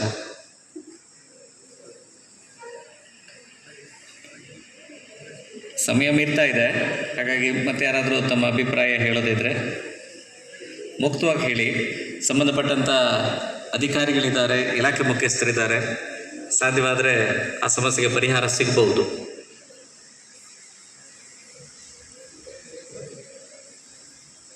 ಓಕೆ, ಯಾರೂ ಇಲ್ಲ ಅಂತ ಪರಿಭಾವಿಸ್ತೀನಿ. ಹಾಂ, ಹೇಳಿ.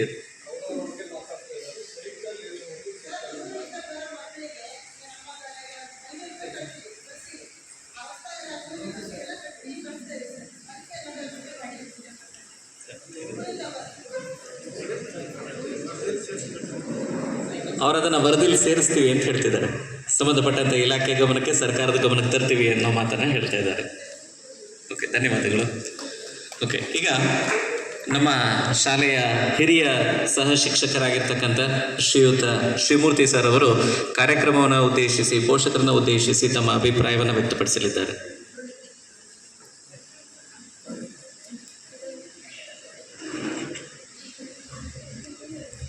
ಈ ಕಾರ್ಯಕ್ರಮದ ಅಧ್ಯಕ್ಷತೆ, ವೇದಿಕೆ ಮೇಲಿನ ಗಣ್ಯರೇ, ಗ್ರಾಮಸ್ಥರೇ, ಪೋಷಕ ವರ್ಗದವರೇ ಹಾಗೂ ನನ್ನ ನೆಚ್ಚಿನ ವಿದ್ಯಾರ್ಥಿನಿಯರೇ, ಇದೊಂದು ಉತ್ತಮವಾದಂಥ ಕಾರ್ಯಕ್ರಮ. 3 ದಿನಗಳಿಂದ ನಮ್ಮ ಶಾಲೆಯಲ್ಲಿ ನಡೀತಾ ಇದೆ. ನಮಗೂ ಕೂಡ ಹೊಸ್ತು ಇದು. ಈ ಕಾರ್ಯಕ್ರಮದ ಬಗ್ಗೆ ಹೇಳುವುದಾದರೆ, ಸರ್ಕಾರದಿಂದ ಹಲವಾರು ಸೌಲಭ್ಯಗಳು ಬರುತ್ತೆ. ಆ ಸೌಲಭ್ಯಗಳನ್ನು ವಿದ್ಯಾರ್ಥಿಗಳಿಗೆ ಮುಟ್ಟಿಸುವಂತಹ ಜವಾಬ್ದಾರಿ ನಮ್ಮದು. ಆ ಮುಟ್ಟಿಸುವಂತಹ ಜವಾಬ್ದಾರಿ ಹೊತ್ಕೊಳ್ಳುವಂತಹ ನಾವು ಇದು ಹೇಗಿದೆ ಅಂತ ನಾವೇ ನಿಮ್ಮ ಹತ್ರ ಕೇಳಿದ್ರೆ ಸ್ವಲ್ಪ ಸರಿಯಾದ ಮಾಹಿತಿ ಸಿಗದೇ ಇರ್ಬೋದು, ಮೌಲ್ಯಮಾಪನ ಸರಿಯಾಗಿ ಆಗಲಿಕ್ಕಿಲ್ಲ. ಯಾಕಂದರೆ ನಮ್ಮ ಶಿಕ್ಷಕರಪ್ಪ ಇವ್ರ ಹತ್ರ ಹೇಳಿದ್ರೆ ಏನಾದ್ರು ಬೇಸರ ಮಾಡ್ಕೋತಾರೇನೋ ಅನ್ನುವಂತಹ ರೀತಿಯಲ್ಲಿ ಮೌಲ್ಯಮಾಪನ ಸರಿ ಆಗೋದಿಲ್ಲ. ಹಾಗಾಗಿ ಅದಕ್ಕೆ ಇನ್ನೊಂದು ಇಲಾಖೆಯಿಂದ ಬಂದರೆ ಖಂಡಿತ ಅದು ಮೌಲ್ಯಮಾಪನ ಉತ್ತಮ ಆಗುತ್ತೆ ಅನ್ನುವಂಥದ್ದು ನನ್ನ ನಂಬಿಕೆ. ಹಾಗಾಗಿ ಅವ್ರ ಪಾಪ ತುಂಬ ಚೆನ್ನಾಗಿ ನಮ್ಮ ಎಲ್ಲ ಶಾಲೆಯ ತನಿಖೆಯನ್ನು ಮಾಡಿದ್ದಾರೆ. ಅವರಿಂದನೇ ಉತ್ತಮವಾದಂತಹ ಫಲಿತಾಂಶ ಬಂದಿದೆ. ಹಾಗಾಗಿ ನಾವೆಲ್ಲರೂ ಕೂಡ ಒಂದು ಸ್ವಲ್ಪ ನಿರಾಳ ಆಗಿದ್ದೀವಿ. ಸರಿಯಾಗಿ ಹೇಳಿದ್ದಾರೆ. ಹಾಗೆ ಮನೆ ಭೇಟಿಯನ್ನು ಕೂಡ ಅವರು ಮಾಡಿದರು. ನಾನು ಕೂಡ ಅವ್ರ ಜೊತೆಗೆ ಹೋಗಿದ್ದೆ. ನಮ್ಮ ಶಾಲೆಯ ಬಗ್ಗೆಯೂ ಕೂಡ ಒಳ್ಳೆಯ ಅಭಿಪ್ರಾಯ ಬಂತು ಅವರ ಮುಂದೆ. ಹಾಗೆ ಅವ್ರ ವಿದ್ಯಾರ್ಥಿಗಳ ಹತ್ರ ನಾವಿಲ್ಲದೆ, ಈಗ ನಾವಿದ್ದಾಗ ಏನಾದರೂ ತಪ್ಪು ಮಾಹಿತಿ ಬಂದರೂ ಬರ್ಬೋದು. ನಾವಿಲ್ಲದ ಸಂದರ್ಭದಲ್ಲಿ ವಿದ್ಯಾರ್ಥಿಗಳನ್ನು ಅವರು ಪ್ರಶ್ನೆ ಮಾಡಿದ್ದಾರೆ. ಅಲ್ಲೂ ಕೂಡ ಯಾವುದೇ ಲೋಪದೋಷಗಳು ಬಂದಿಲ್ಲ. ಸಣ್ಣ ಪುಟ್ಟ ಲೋಪದೋಷ ಬಂದಿದೆ, ಅದನ್ನು ನಮ್ಮ ಗಮನಕ್ಕೆ ತಂದಿದ್ದಾರೆ. ಅದನ್ನು ಸರಿ ಮಾಡಿಕೊಳ್ಳುವಂಥ ಜವಾಬ್ದಾರಿ ನಮ್ಮದು, ನಾವು ಅದನ್ನು ಮಾಡ್ಕೊತೇವೆ. ಹಾಗೆಯೇ ಇನ್ನು ನಮ್ಮ ಬೇಡಿಕೆ ಬಗ್ಗೆ ಹೇಳೋದಾದರೆ, ನಮ್ಮ SMC ಸದಸ್ಯರಾದ ಸತೀಶ್ ಅವರು ಹೇಳಿದ್ರು, ನಮ್ಮ ನಿಕಟಪೂರ್ವ ಅಧ್ಯಕ್ಷರಾದಂತಹ ಸತೀಶ್ ಆದೋಳಿ ಕೂಡ ಹೇಳಿದ್ದಾರೆ. ಹಾಗಾಗಿ ನಾನು ಅದರ ಬಗ್ಗೆ ಮತ್ತೊಮ್ಮೆ ನಾನು ಹೇಳೋದಿಲ್ಲ. ಯಾಕಂದರೆ ನಮ್ಮ ಶಾಲೆ ಸಂತೃಪ್ತವಾದಂತಹ ಶಾಲೆ, ಅದರ ಬಗ್ಗೆ ನಮಗೆ ಯಾವುದೇ ಅನುಮಾನ ಇಲ್ಲ. ಯಾಕಂದರೆ ನಮ್ಮ ಊರಿನ ಗ್ರಾಮ ಪಂಚಾಯತ್ ಇರ್ಬೋದು, SDMC ಇರ್ಬೋದು, ನೀವು ಪೋಷಕರು ಇರ್ಬೋದು, ನಿಮ್ಮೆಲ್ಲರ ಸಹಕಾರ ತುಂಬ ಚೆನ್ನಾಗಿದೆ. ಅದಕ್ಕೆ ಸಾಕ್ಷಿನೇ ಈ ಸಭಾಭವನ. 35 ಲಕ್ಷ ಖರ್ಚಾಗಿದೆ. ಅದರಲ್ಲಿ ನಮಗೆ ಸರ್ಕಾರದಿಂದ ಬಂದಂಥ ಅನುದಾನ ಕೇವಲ 10 ಲಕ್ಷ. ಇನ್ನು 25 ಲಕ್ಷವನ್ನು ನೀವು ನೀಡಿದ್ದೀರಿ. ಹಾಗಾಗಿ ಅದರ ಬಗ್ಗೆ 2 ಮಾತೇ ಇಲ್ಲ. ನಾನು ಅದನ್ನು ಕೂಡ ಇವರ ಇಲಾಖೆಯ ಬಗ್ಗೆ, ನಮ್ಮ ಪಂಚಾಯತ್ ರಾಜ್ ಇಲಾಖೆ ಅಧಿಕಾರಿಗಳಿಗೆ ಹೇಳ್ತಾ ಇದ್ದೇನೆ. ನಮ್ಮ ಶಾಲೆ ಆ ವಿಚಾರ ಸಂತೃಪ್ತವಾಗಿದೆ. 2002ರಿಂದ 2025 ಈ ಅವಧಿಯಲ್ಲಿ 12 ಬಾರಿ ನಮ್ಮ ಶಾಲೆ 100ಕ್ಕೆ 100 ಫಲಿತಾಂಶವನ್ನು ತಂದುಕೊಟ್ಟಿದೆ. ಅದಕ್ಕೆ ಕಾರಣ ಸರ್ ನಮ್ಮ ಈ ವಿದ್ಯಾರ್ಥಿಗಳು ಮತ್ತು ನಮ್ಮ ಈ ಊರಿನ ಗ್ರಾಮಸ್ಥರು. ಅದು ನಮಗೆ ಹೆಮ್ಮೆ ಪಡುವಂಥ ವಿಚಾರ. ಆಮೇಲೆ ಇಲ್ಲಿಯವರೆಗೆ 2000ರಿಂದ 2025ರವರೆಗೆ 90%ಕ್ಕಿಂತ ಫಲಿತಾಂಶ ನಮ್ಮ ಶಾಲೆಯಲ್ಲಿ 1 ಬಾರಿಯೂ ಕೂಡ ಬಂದಿಲ್ಲ. ಅದು ಕೂಡ ನಾವು ಹೆಮ್ಮೆಯಿಂದ ಹೇಳಿಕೊಳ್ಳುವಂಥ ವಿಚಾರ. ಹಾಗಾಗಿ ನಮ್ಮ ಬೇಡಿಕೆ ಏನಂದರೆ, ನಮ್ಮ ಸರ್ ಇಬ್ಬರು ಕೂಡ ಹೇಳಿದ್ರು, ಮುಖ್ಯವಾಗಿ ದೈಹಿಕ ಶಿಕ್ಷಕರ ಕೊರತೆ ಇದೆ, ಕ್ರೀಡೆಯಲ್ಲಿ ಸ್ವಲ್ಪ ಸಮಸ್ಯೆ ಆಗ್ತಾ ಇದೆ. ಹಾಗೆ ದಯಮಾಡಿ ಅದೊಂದು ವಿಚಾರವನ್ನು ಸರ್ಕಾರದ ಗಮನಕ್ಕೆ ತರಬೇಕು. ಹಾಗೆ ನಮ್ಮದು ಗ್ರೂಪ್ ಡಿ ಹುದ್ದೆ, ಈಗ ಲಿಪಿಕದ ಹುದ್ದೆಯನ್ನು ಕೊಡ್ತಾರಲ್ಲ ಗೊತ್ತಿಲ್ಲ, ಅದರ ಬಗ್ಗೆ ನಾವು ನಿರ್ವಹಿಸ್ತೇವೆ.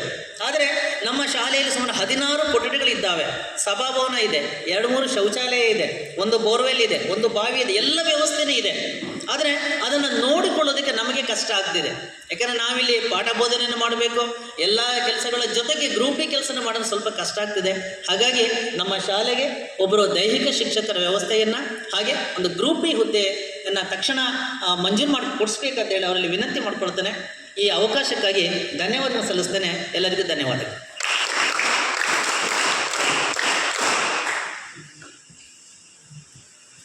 ನಮ್ಮೆಲ್ಲರ ಧ್ವನಿಯಾಗಿ ತಮ್ಮ ಅಭಿಪ್ರಾಯವನ್ನು ವ್ಯಕ್ತಪಡಿಸಿರ್ತಕ್ಕಂಥ ನಮ್ಮ ಶಾಲೆಯ ಹಿರಿಯ ಸಹ ಶಿಕ್ಷಕರಾದಂಥ ಶ್ರೀಯುತ ಶ್ರೀಮೂರ್ತಿ ಸರ್ ಇವರಿಗೆ ಧನ್ಯವಾದಗಳು.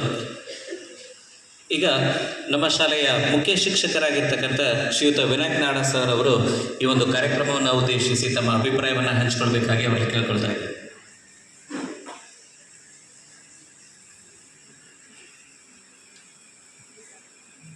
ಇವತ್ತಿನ ಶಾಲಾ ಹಂತದ, ಪ್ರೌಢಶಾಲಾ ಹಂತದ ಸಾಮಾಜಿಕ ಲೆಕ್ಕ ಪರಿಶೋಧನಾ ಸಭೆಯ ಅಧ್ಯಕ್ಷತೆಯನ್ನು ವಹಿಸಿಕೊಂಡಿರ್ತಕ್ಕಂಥ ಸೊನಲೆ ಗ್ರಾಮ ಪಂಚಾಯತಿಯ ಪಿ.ಡಿ. ಆಗಿರ್ತಕ್ಕಂಥ ಜ್ಞಾನೇಂದ್ರ ಅವರೇ, ನೋಡಲ್ ಅಧಿಕಾರಿಗಳಾಗಿ ಆಗಮಿಸಿರ್ತಕ್ಕಂಥ ನಾಗೇಶ್ ಸರ್ ಅವರೇ, ದೇವೇಂದ್ರಪ್ಪ ಸರ್ ಅವರೇ, ನಮ್ಮ SDMC ಅಧ್ಯಕ್ಷರಾಗಿರ್ತಕ್ಕಂಥ ನಟರಾಜರವರೇ, ನಮ್ಮ SDMC ಸದಸ್ಯರಾಗಿರ್ತಕ್ಕಂಥ ದಿನೇಶ್ ರವರೇ, ಸತೀಶ್ ರವರೇ, ಎಲ್ಲ ಪೋಷಕ ಬಂಧುಗಳೇ ಮತ್ತು ಪ್ರೀತಿಯ ವಿದ್ಯಾರ್ಥಿನಿಯರೇ, ಇತ್ತೀಚೆಗೆ ಈ ಶಿಕ್ಷಕರ ಕೊರತೆಯನ್ನ ಸ್ವಲ್ಪ ಮಟ್ಟಿಗೆ ಸರಿ ಮಾಡೋದಕ್ಕೆ ಸರ್ಕಾರ ಒಂದು ಮಹತ್ವಾಕಾಂಕ್ಷಿ KPS ಶಾಲೆಯನ್ನು ಜಾರಿಗೆ ತರ್ತಾ ಇದೆ. ಒಂದೇ ಪ್ರಿಮೈಸಿನಲ್ಲಿ LKG UKG ಇಂದ ಕಾಲೇಜು ಶಿಕ್ಷಣದವರೆಗೆ ನೀಡುವಂತಹ ಅವಕಾಶ. ಸುತ್ತಮುತ್ತಲಿನ ಗ್ರಾಮಗಳಿಗೆ ಬಸ್ ವ್ಯವಸ್ಥೆ ಇರ್ತದೆ. ಅಲ್ಲಿಂದ ಬಸ್ಸಲ್ಲಿ ಮಕ್ಕಳು ಶಾಲೆಗೆ ಬರ್ತಾರೆ, ಬಸ್ಸಲ್ಲಿ ಹೋಗ್ತಾರೆ. ಒಂದೇ ಕಡೆ ಎಲ್ಲ ಶಿಕ್ಷಣ ನೀಡುವಂತಹ ಒಂದು ವ್ಯವಸ್ಥೆ ನಮ್ಮ ತಾಲೂಕಿನಲ್ಲಿ ಈಗಾಗಲೇ ಅಮೃತದಲ್ಲಿ ಅದು ಜಾರಿಗೆ ಬಂದಿದೆ, ನಡೀತಾ ಇದೆ. ಸ್ವಲ್ಪ ಬಿಲ್ಡಿಂಗ್ ಆ ಕಡೆ ಈ ಕಡೆ ಇರ್ಬೋದು, ಬಟ್ ಅಮೃತದಲ್ಲಿ ಇದೆ ಅದು. ಮತ್ತು ಈ ವರ್ಷ ರಿಪ್ಪನ್ಪೇಟೆಗೆ ಅದು ಮಂಜೂರಾಗಿದೆ. ಮೊನ್ನೆ ಅಷ್ಟೇ ಪ್ರತಿಭಾ ಕಾರಂಜಿಗೆ ನಾವು ಹೋದಾಗ ಮಾನ್ಯ ಶಾಸಕರು ಹೊಸನಗರಕ್ಕೆ ಅದನ್ನು ಕೊಡ್ತೇವೆ ಅಂತ ಹೇಳಿದ್ದಾರೆ. ಮುಂಬರುವ ದಿನಗಳಲ್ಲಿ ನಮ್ಮ ಶಾಲೆಗೂ ಅವಕಾಶ ಆದರೆ ಅದನ್ನು ಕೊಡಿಸ್ಬೇಕು, ಆ ರೀತಿಯಲ್ಲಿ ಅವಕಾಶ ಆದರೆ ಕೊಡಿಸಿ ಅಂತಕ್ಕಂಥ ಒಂದು ಮನವಿಯನ್ನ ನಮ್ಮ SDMC ಸದಸ್ಯರು ಅಲ್ಲಿ ಮಾತಾಡ್ತಾ ಇದ್ರು. ಅವರ ಪರವಾಗಿ ನಾನು ಕೇಳ್ಕೊಳ್ತಾ ಇದ್ದೆ. ಅದಾದ್ರೆ ಮಕ್ಕಳಿಗೆ ಬಹಳ ಅನುಕೂಲ ಆಗುತ್ತೆ.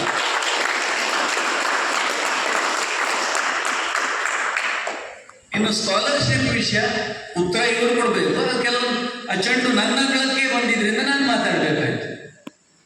ಮೊದಲೇ ಹಾಗೆ ವಿದ್ಯಾರ್ಥಿಗಳ ಕೈಲಿ ಮ್ಯಾನ್ಯುಯಲ್ ಅರ್ಜಿ ಬರೆಸ್ಕೊಂಡು ಅದನ್ನ ಸಮಾಜ ಕಲ್ಯಾಣ ಇಲಾಖೆಗೋ BCM ಇಲಾಖೆಗೋ ಕೊಟ್ಟು ಅಲ್ಲಿಂದ ಅನುಮೋದನೆಯಾಗಿ ಅವರು ನಮಗೆ ಚೆಕ್ ಕೊಟ್ಟು ಅದನ್ನ ನಾವು ನಮ್ಮ ಅಕೌಂಟಿಗೆ ಹಾಕೊಂಡು ವಿದ್ಯಾರ್ಥಿಗಳಿಗೆ ಚೆಕ್ ಕೊಟ್ಟು ಆ ಸಿಸ್ಟಮ್ ಈಗ ಇಲ್ಲ. ಆನ್ಲೈನ್ನಲ್ಲಿ ಅದು ಅರ್ಜಿ ಯಾವಾಗ ಕರೀತಾರೆ ಅನ್ನೋದು ನಮ್ಗೆ ಗೊತ್ತಾಗೋದಿಲ್ಲ. ಸ್ಕಾಲರ್ಶಿಪ್ ಅರ್ಜಿ ಕರೆದಾಗ ನಮ್ಗೆ ಗೊತ್ತಾದ್ರೆ ನಾವು ಮಾಹಿತಿ ಕೊಡ್ತೇವೆ. ನೋಡಿ, BCMನವರಿಗೆ ಸ್ಕಾಲರ್ಶಿಪ್ ಕರೆದಿದ್ದಾರೆ, ಅರ್ಜಿ ಹಾಕಿ ಅಂತ. 1 ವರ್ಷ ಅರ್ಜಿ ಹಾಕಿದ್ರೆ ಮಾರನೇ ವರ್ಷದಿಂದ ಅದು ರಿನ್ಯೂವಲ್ ಅಂತ ತಗೊಳ್ತದೆ. ಅರ್ಜಿ ನಂಬರ್ ನೋಟ್ ಮಾಡಿ ಇಟ್ಕೊಂಡ್ರೆ ಸಾಕು, ರಿನ್ಯೂವಲ್ ಆಗ್ತಾ ಹೋಗ್ತದೆ. ಕೆಲವು ಸಾರಿ ಏನಾಗುತ್ತೆ, ಸ್ಕಾಲರ್ಶಿಪ್ ಬಂದಿರುತ್ತೆ, ನೀವು ಬ್ಯಾಂಕ್ ಅಕೌಂಟ್ ಪಾಸ್ಬುಕ್ ತಗೊಂಡೋಗಿ ಎಂಟ್ರಿ ಮಾಡಿಸಿರೋದಿಲ್ಲ.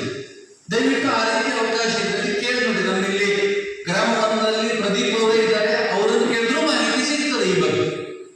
ಇನ್ನು ಕೆಲವು ಮಕ್ಕಳಿಗೆ ಸ್ಕಾಲರ್ಶಿಪ್ ಬಂತು. ಈ ವರ್ಷ 10,000 ಸ್ಕಾಲರ್ಶಿಪ್ ಬಂತು CWSF ಮಕ್ಕಳಿಗೆ. ಅದನ್ನು ನೇರವಾಗಿ ನಮ್ಮ ಖಾತೆಗೆ ಬಂದಿತ್ತು, ಅವ್ರ ಖಾತೆಗೆ ಜಮಾ ಮಾಡಿದ್ದೇವೆ. ಅವ್ರ ಖಾತೆಗೆ ಅದು ಜಮಾ ಆಗಿದೆ. ಆ ಬಗ್ಗೆ ನಾನೇ ಮಾಹಿತಿಯನ್ನು ತಗೊಂಡಿದ್ದೇನೆ. ಸ್ಕಾಲರ್ಶಿಪ್ ಬಗ್ಗೆ ಇಷ್ಟು ಹೇಳ್ಬೋದು, ಇದಕ್ಕೂ ಹೆಚ್ಚಾಗಿ ಹೇಳೋದಕ್ಕೆ ಸಾಧ್ಯ ಇಲ್ಲ. ಇನ್ನೇನಿದ್ರು ನೀವೇ ಅದನ್ನು ಬ್ಯಾಂಕಿಗೆ ಹೋಗಿ ಎಂಟ್ರಿ ಮಾಡಿಕೊಳ್ಬೇಕು. 10ನೇ ಕ್ಲಾಸ್ನ ಪೋಷಕರು ಬಂದ್ರೆ ಸ್ವಲ್ಪ ಇದ್ರ ನಂತರದಲ್ಲಿ ಮತ್ತೆ ನಾವು ಸ್ಟಾಫ್ ಅವರು ಬೇರೆ ಮತ್ತೆ ಮೀಟಿಂಗ್ ಮಾಡಲಿಕ್ಕಿದೆ, ದಯವಿಟ್ಟು ಭೇಟಿಯಾಗಬಹುದು. ಬಂದಿರತಕ್ಕಂಥ ಪೋಷಕರಿಗೆ ಮತ್ತೆ ಕೇಳ್ಕೊಳ್ಳೋದು, ನಾವು ನಮ್ಮ ಶಕ್ತಿಗೆ ಅನುಗುಣವಾಗಿ ಊಟದ ವ್ಯವಸ್ಥೆ ಮಾಡಿದ್ದೇವೆ. ನಮ್ಮ ಸತ್ಕಾರವನ್ನ ಸ್ವೀಕರಿಸಿಯೇ ನಾವು ಹೋಗ್ಬೇಕು. ಇನ್ನು ಪೋಷಕರು ಕೆಲವರು ಮಾತ್ರ ಬಂದಿದ್ದಾರೆ, ಅವರಲ್ಲಿ ಹೇಳುವುದು ಮೊನ್ನೆ ದಿನ ಅಷ್ಟೇ ನಾವು 19ನೇ ತಾರೀಕು ಬಹಳ ವಿಶೇಷವಾಗಿ ಈ ಪ್ರೌಢಶಾಲಾ ಹಂತದ ವಲಯ ಮಟ್ಟದ ಪ್ರತಿಭಾ ಕಾರಂಜಿಯನ್ನ ನಿಮ್ಮೆಲ್ಲರ ಸಹಕಾರದಿಂದ ಪೋಷಕರು, ಗ್ರಾಮಸ್ಥರು, SDMCಯವರು ಎಲ್ಲರೂ ಸೇರಿ ಆ ಒಂದು ಕಾರ್ಯಕ್ರಮವನ್ನ ಒಂದು ರೀತಿ ನೆನಪಿನಲ್ಲಿ ಉಳಿಯೋ ರೀತಿಯಲ್ಲಿ ಒಳ್ಳೆ ರೀತಿಯಲ್ಲಿ ಮಾಡಿಕೊಡುವಲ್ಲಿ ತಾವೆಲ್ಲ ಸಹಕಾರ ಕೊಟ್ಟಿದ್ದೀರಿ. ನಿಮಗೆಲ್ಲ ನಾನು ಹೃದಯಪೂರ್ವಕ ಧನ್ಯವಾದಗಳನ್ನು ಅರ್ಪಿಸ್ತೇನೆ. ಯಾಕಂದ್ರೆ ಬಹಳ ಚೆನ್ನಾಗಿ ಕೊಡುವಂಥ ಕಾರ್ಯಕ್ರಮ. ಎಲ್ಲರೂ ಸಹಕಾರವನ್ನು ಕೊಟ್ಟು ನಮ್ಮ ಹಳೆಯ ವಿದ್ಯಾರ್ಥಿಗಳೇ ಸುಮಾರು ಒಂದು 30,000 ರೂಪಾಯಿಗಳಷ್ಟೇ ಒಂದು ಗ್ರೂಪ್ ಅಲ್ಲಿ ನಮ್ಮ ಮೂರ್ತಿಯವರಿಗೆ ಕೂತಲು ಒಂದು ಸಣ್ಣದಾದ ಒಂದು ವಿಚಾರ ಬಂತು. ಸರ್, ಹಳೆ ವಿದ್ಯಾರ್ಥಿಗಳ ಗ್ರೂಪಿಗೆ ಒಂದು ಮೆಸೇಜ್ ಕೊಟ್ಟರೆ ಹೇಗೆ ಅಂತ. ಒಬ್ಬರು ಅಲ್ಲಿ ಅಮೌಂಟ್ ಹಾಕ್ತಿದ್ದಾರೆ, ಅದು ಪ್ರತಿಷ್ಠೆ ಪ್ರಶ್ನೆ ಆಗ್ತದೆ. ಅವನು ಹಾಕಿದ್ದಲ್ಲ, ನಾನು ಹಾಕ್ಬೇಕು ಅಂತ. ಈ ರೀತಿ ನಮಗೊಂದು ಸುಮಾರು 30,000 ಅಮೌಂಟ್ ಬಂದಿದೆ. ಅದರ ಲೆಕ್ಕಾಚಾರ ಮೂರ್ತಿಯವರು ಹೇಳಿದ್ದಾರೆ. ಬಹುಶಃ ಒಂದು ಸರ್ ಅಮೌಂಟ್ ಇದೆ 18,450 ರೂಪಾಯಿ ನಮ್ಮ ಕೈಯಲ್ಲಿ ಮಿಕ್ಕಿದೆ. ಅದಕ್ಕೆ ಇನ್ನೊಂದು ಸ್ವಲ್ಪ ಅಮೌಂಟ್ ಸೇರಿಸಿ ನಾವು 8ನೇ ಕ್ಲಾಸಿಗೆ ಒಂದು ಒಳ್ಳೆ ಟಿವಿ ತರಬೇಕು ಅಂತ ತೀರ್ಮಾನ ಮಾಡಿದ್ದೇವೆ. ಇದು ಒಂಥರ ಸರ್ಕಾರದ ಲೆಕ್ಕದಲ್ಲಿ ಸೇರದೇ ಇದ್ರು, ಇದು ಒಂಥರ ಆಡಿಟ್ ಅದನ್ನು ಕೂಡ ನಿಮ್ಮ ಮುಂದೆ ಪ್ರಸ್ತುತಪಡಿಸ್ತಾ ಇದ್ದೇನೆ. ಮೂರ್ತಿ ನಮಗೆ ಹೇಳಿದಾಗ ಸಾಮಾಜಿಕ ಲೆಕ್ಕ ಪರಿಷತ್ ತುಂಬಾ ವಸ್ತು ಒಟ್ಟಾರೆ ಹೇಳೋದಿದ್ರೆ ಶಾಲೆಗೆ ಒಂದಿಷ್ಟು ಅನುದಾನ ಬಂದಿರುತ್ತೆ. ಆ ಅನುದಾನವನ್ನು ನಿಯಮಾನುಸಾರ ಖರ್ಚು ಮಾಡಿದಾರೋ ಇಲ್ಲೋ, ವೋಚರ್ ಮೇಂಟೈನ್ ಮಾಡಿದಾರೋ ಇಲ್ಲೋ, ಫಲಾನುಭವಿಗಳಿಗೆ ತಲುಪಬೇಕಾಗಿದ್ದು ತಲುಪಿದೆಯೋ ಇಲ್ಲೋ, ಬಿಸಿ ಊಟ ಇರ್ಬೋದು, ಹಾಲು ಇರ್ಬೋದು, ಪಠ್ಯ ಪುಸ್ತಕ ಇರ್ಬೋದು, ಸಮವಸ್ತ್ರ ಇರ್ಬೋದು, ಏನೇ ಇರ್ಬೋದು. ಸೈಕಲ್ ಯಾರೋ ಕೇಳಿದ್ರು, ಸೈಕಲ್ಗೆ 3 ವರ್ಷದಿಂದ ಸರ್ಕಾರ ಕೊಡ್ತಾ ಇಲ್ಲ. ನಮ್ಮ ಹಂತದಲ್ಲಿ ಅದಿಲ್ಲ. ಬಂದ್ರೆ ಮತ್ತೆ ನಾವು ಕೈಕಾಲು ಆಡಿಸೋಕ್ಕಾಗಲಿಲ್ಲ, ನೇರವಾಗಿ ಸೈಕಲ್ ತಂದು ಶಾಲೆಗೆ ಡಂಪ್ ಮಾಡ್ತಾರೆ, ಒಂದಿನ ಕಾರ್ಯಕ್ರಮ ಮಾಡ್ತೇವೆ, ವಿದ್ಯಾರ್ಥಿಗಳಿಗೆ ಕೊಡ್ತೇವೆ. ಅದು ಸರ್ಕಾರದ ಹಂತದಲ್ಲಿ ಏನು ತೊಂದರೆ ಆಗಿದೆ ನಮ್ಗೆ ಗೊತ್ತಿಲ್ಲ. ಅದು ಬಂದಾಗ ಖಂಡಿತವಾಗೂ ಕೊಡ್ತೇವೆ. ಮತ್ತು ಈ ವರ್ಷದ ಶೂ ಸಾಕ್ಸ್ ಸಂಬಂಧಪಟ್ಟು ಹೇಳ್ಬಿಡ್ತೇನೆ, 2 ಕಂತಿನಲ್ಲಿ ಹಣ ಬಂದಿದೆ. ಇನ್ನು 1 ಕಂತಿನ ಹಣ ಬರೋದು ಬಾಕಿ ಇದೆ. ನಾನು ಮಕ್ಕಳಿಗೆ ಹೇಳಿದೆ, 1 ಚಪ್ಪಲಿ ಕೊಡಿಸ್ತೇನೆ, ಇನ್ನೊಂದಿಗೆ ದುಡ್ಡು ಬರಬೇಕು ಅಂತ. ಅಂದ್ರೆ ಪೂರ್ತಿ ದುಡ್ಡು ಬಂದವರೆಗೂ ನಾವು ಕೊಡೋಕ್ಕಾಗಲ್ಲ. ಕೆಲವು ಶಾಲೆಗಳಲ್ಲಿ ಏನಾಗಿದೆ, ಈ ಹೊಸ ಸೀರೆ ಬರುತ್ತೆ ಅಂತೇಳಿ ಹಳೆ ಸೀರೆ ಸುಟ್ಕೊಂಡ ಕತೆ ಹಾಗೆ ಶೂ ಸಾಕ್ಸ್ ಕೊಟ್ಟು ಬಿಟ್ಟಿದ್ದಾರೆ. 1 ರೂಪಾಯಿ ದುಡ್ಡು ಬಂದಿಲ್ಲ ಆ ಶಾಲೆಗೆ. ಶೂ ಸಾಕ್ಸ್ ಆವಾಗಲೇ ಕೊಟ್ಟಿದ್ದಾರೆ. ದಿನ ಚಪ್ಪಲಿ ಅಂದ್ರೆ ಫೋನ್ ಮಾಡೋದು, ಸರ್ ನನ್ ದುಡ್ಡು ಬಂದಿಲ್ಲ ಅಂತ. ಇವ್ರ ಪಾಪ ಎಲ್ಲಿಂದ ಕೊಡೋದು? ನಾವು ಆ ಪರಿಸ್ಥಿತಿ ಬೇಡ. 2 ಕಂತಿನ ದುಡ್ಡು ಬಂದಿದೆ, ಅದಿದೆ. ಇನ್ನೂ ಸುಮಾರು 11,000 ರೂಪಾಯಿನಷ್ಟು ಕೊಡ್ತಾ ಇದೆ ನಮಗೆ. ನಾವು ದಿನ SDMC ಪಾಸ್ಬುಕ್ ತಗೊಳ್ಳೋದು, ಬ್ಯಾಂಕಿಗೆ ಹೋಗೋದು, ಎಂಟ್ರಿ ಮಾಡಿಸೋದು, ಎಂಟ್ರಿ ಇಲ್ಲ ಅಂತ ಬರೋದು, ಈ ಪರಿಸ್ಥಿತಿ ಆಗಿದೆ. ಅದು ಬಂದ ತಕ್ಷಣದಲ್ಲಿ ನಮ್ದು ಉಳಿದಿದ್ದೆಲ್ಲ ಪ್ರೋಸೆಸ್ ಮುಗಿದಿದೆ. SDMC ನಡಾವಳಿ ಆಗಿದೆ, ಯಾರ ತಗೊಳ್ಳೋದು ಎಲ್ಲ ಕೆಲಸಗಳಾಗಿದೆ. ಈಗ ಅಮೌಂಟ್ ಬರಬೇಕು, ಚೆಕ್ ಕೊಡಬೇಕು, ಚಪ್ಪಲಿ ಬರಬೇಕು ಅಷ್ಟೇ. ಅದಾದ ತಕ್ಷಣದಲ್ಲಿ ನಾವು ಅದನ್ನ ವಿದ್ಯಾರ್ಥಿಗಳಿಗೆ ತಲುಪಿಸ್ತೇವೆ. ಇದಕ್ಕೂ ಮೀರಿ ಏನಾದರೂ ಲೋಪದೋಷಗಳಿದ್ರೆ ನಮ್ಮ ಗಮನಕ್ಕೆ ತರಬಹುದು. ನಮ್ಮ ಶಾಲೆ ಪ್ಲಸ್ ಪಾಯಿಂಟೇ ಈ ಸಭಾಭವನ. ಯಾರಾದ್ರೂ ಅಲ್ಲಿಂದ ದಾಟಿ ಈ ಸಭಾಭವನ ನೋಡ್ತಿದ್ದ ಹಾಗೆ ಅವರನ್ನೆಲ್ಲ ಒಂದು ಸಾರಿ ಅವ್ರ ಕಡೆಗೆ ಆಕರ್ಷಣೆ ಮಾಡ್ಕೊಬಿಡ್ತಾರೆ. ಒಂಥರ ಈ ಆಯಸ್ಕಾಂತ ಇದ್ದ ಹಾಗೆ ಅದನ್ನ ತನ್ನೆಡೆಗೆ ಆಕ್ರಮಿಸಿದ್ರು, ಎಳ್ಕೊಂಡ್ಬಿಡ್ತದೆ. ಆ ರೀತಿಯ ಒಳ್ಳೆ ಇನ್ಫ್ರಾಸ್ಟ್ರಕ್ಚರ್ ಅನ್ನ ಹೊಂದಿರುವಂತಹ ಶಾಲೆ.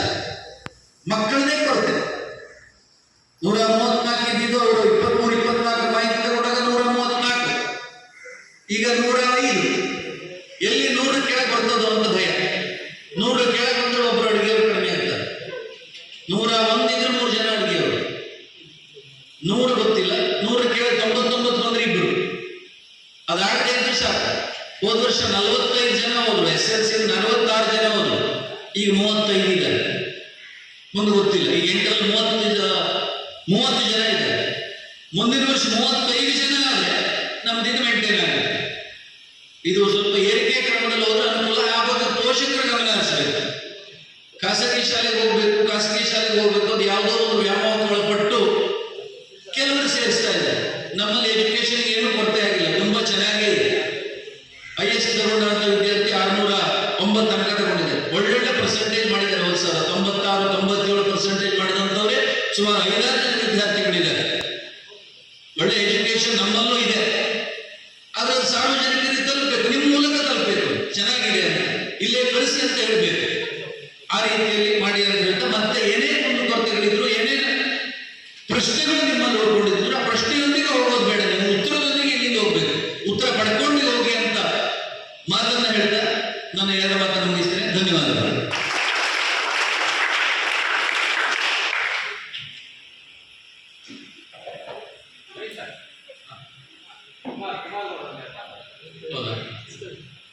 ಕಾರ್ಯಕ್ರಮವನ್ನು ಉದ್ದೇಶಿಸಿ ಮಾತನಾಡಿದಂತ ನಮ್ಮ ಶಾಲೆಯ ಮುಖ್ಯ ಶಿಕ್ಷಕರಾದ ಶ್ರೀಯುತ ವಿನಾಯಕ ಸರ್ ಅವರಿಗೆ ಧನ್ಯವಾದಗಳು. ಈಗ ಗ್ರಾಮಸ್ಥರಾಗಿರ್ತಕ್ಕಂಥ ಶ್ರೀಯುತ ಕುಮಾರ್ ಅವರು ಈ ಒಂದು ಕಾರ್ಯಕ್ರಮವನ್ನು ಉದ್ದೇಶಿಸಿ ನಾನು ಮಾತನಾಡಬೇಕಾಗಿ ಅವರಿಗೆ ಕೇಳಿದ್ರು.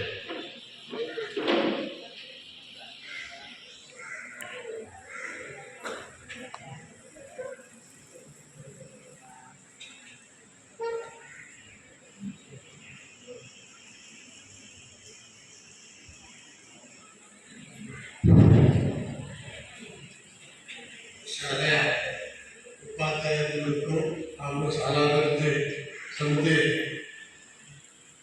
ಅಧ್ಯಕ್ಷರು ಮತ್ತು ಉಳಿದಂಥ ಎಲ್ಲ ಸದಸ್ಯರು ಕೂಡ ಸದಸ್ಯರೇ ಹಾಗೂ ಬಂದಂಥ ಎಲ್ಲ ಪೋಷಕರು. ಈಗಾಗಲೇ ಸತೀಶ್ ಅವರು ದೈಹಿಕ ಶಿಕ್ಷಕ ಕೊರತೆ ಇದೆ ಅಂತ ಅಂದ್ರು. ಅದು ನಿಜವಾಗ್ಲೂ ಅದರ ಅವಶ್ಯಕತೆ ಇದೆ, ಇಲ್ಲ ಅಂತ ನಾನು ಹೇಳ. ಅದು ಸುಮಾರು 1 ವರ್ಷ ಆಯಿತು ಸರ್. ಈಗ 2 ವರ್ಷ ಆಯಿತು, 2 ವರ್ಷ ಆಯಿತು. 2 ವರ್ಷ ಆದರೂ ಕೂಡ ನಮಗೆ ಎಲ್ಲ ವ್ಯವಸ್ಥೆ ಇದ್ದು, ರಾಜಕಾರಣಿಗಳು ನಮ್ಮಲ್ಲಿದ್ದಾರೆ, ಮತ್ತು ಹೇಳೋರೆಲ್ಲ ಇದ್ದಾರೆ. ನಮ್ಮೂರು ಆ ವಿಚಾರದಾಗೆ ತುಂಬ ಮುಂದಿರೋಂಥವ್ರು ಹೇಳಕ್ಕೆ ಸಾಧ್ಯ ಇಲ್ಲ. ಆದರೂ ಕೂಡ ಇಲ್ಲಿ 2 ವರ್ಷದಿಂದ ಇವರು ದೈಹಿಕ ಶಿಕ್ಷಕರು ಇಲ್ಲ ಅಂತ ಆದರೆ ತುಂಬಲಾದ ನಷ್ಟ ನಮ್ಮ ಮಕ್ಕಳಿಗೆ. ಅದನ್ನು ನಾವು ಹೇಳೋಕ್ಕೆ ತುಂಬ ಮನಸ್ಸಿನ ನೋವಾಗುತ್ತದೆ. ನೀನು ನಮ್ಮಲ್ಲಿ 8ನೇ ತರಗತಿಯಿಂದ ನಮ್ಮ ಮಾಸ್ಟರ್ ಮಕ್ಕಳನ್ನ ಫಿಲ್ಟರ್ ಮಾಡ್ತಾ ಬರ್ತಾರೆ, 8ನೇ ತರಗತಿಯಿಂದ. ಆಮೇಲೆ 9ಕ್ಕೆ ಇನ್ನೊಂದು ಸ್ವಲ್ಪ ಬಿಗಿ ಮಾಡ್ತಾರೆ, SLC ತಯಾರು ಮಾಡ್ತಾರೆ. ಆ ತಯಾರು ಮಾಡೋಕ್ಕೆ ಹೋಗಿ ಇವತ್ತು ಈ ಮಕ್ಕಳು 100% ನಮ್ಮಲ್ಲಿ ಬಂದಿದೆ ಅಂತಾದರೆ ತುಂಬ ಅಪರೂಪ. ಮತ್ತು ತಾವೆಲ್ಲರೂ ನಮಗೂ ಸಂತೋಷ ಪಡುವಂಥ ವಿಚಾರ.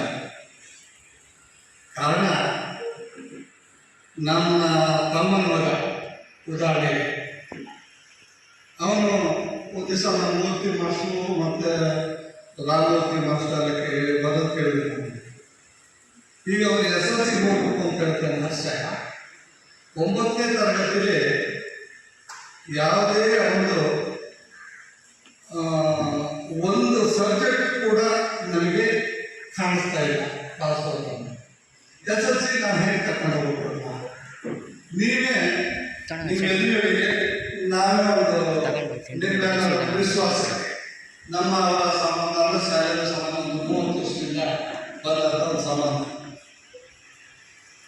ಕೇವಲ ಒಂದು ಸಬ್ಜೆಕ್ಟಿಗೆ 6 ಸಬ್ಜೆಕ್ಟಿಂದ ಒಂದು ಸಬ್ಜೆಕ್ಟಿಗೆ 15 ಮಾರ್ಕ್ ಕೇಳೋದಾಗಿದೆ. ಒಂದು SLC ಕೊಡುತ್ತಿಲ್ಲ. ಅದಾಗ ಯಾವುದೇ ರೀತಿ ನಾವು ನಿಮಗೆ ಕೊಟ್ಟು ಮಾತಿ ತಪ್ಪೋದಿಲ್ಲ ಅಂತ ಹೇಳಿದ್ದೀನಿ ನಾನು.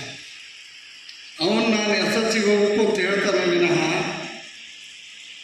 ನಾನು ಬರೀತೀನಿ, ಇಲ್ಲಿ ಪಾಸ್ ಮಾಡ್ತೀನಿ, ಇಲ್ಲಿ ಅವಕಾಶ ಇದೆ, ಪಾಸ್ ಮಾಡಿದ ನಂತರ ನಾನು SLCಗೆ ಹೋಗ್ತೀನಿ ಅಂತ ಹೇಳೋದು ತಪ್ಪೋದೇ ಇದೆ. ಮಾಸ್ಟ್ರು ಧರ್ಮ ಸಂಕಟಕ್ಕೆ ಸಿಕ್ಕಾಕೊಂಡ್ರು, ಭಾಳ ನೋಡ್ಕೊಂಡ್ರು. ಆಮೇಲೆ SLC ಕಳಿಸ್ತಿದ್ರು.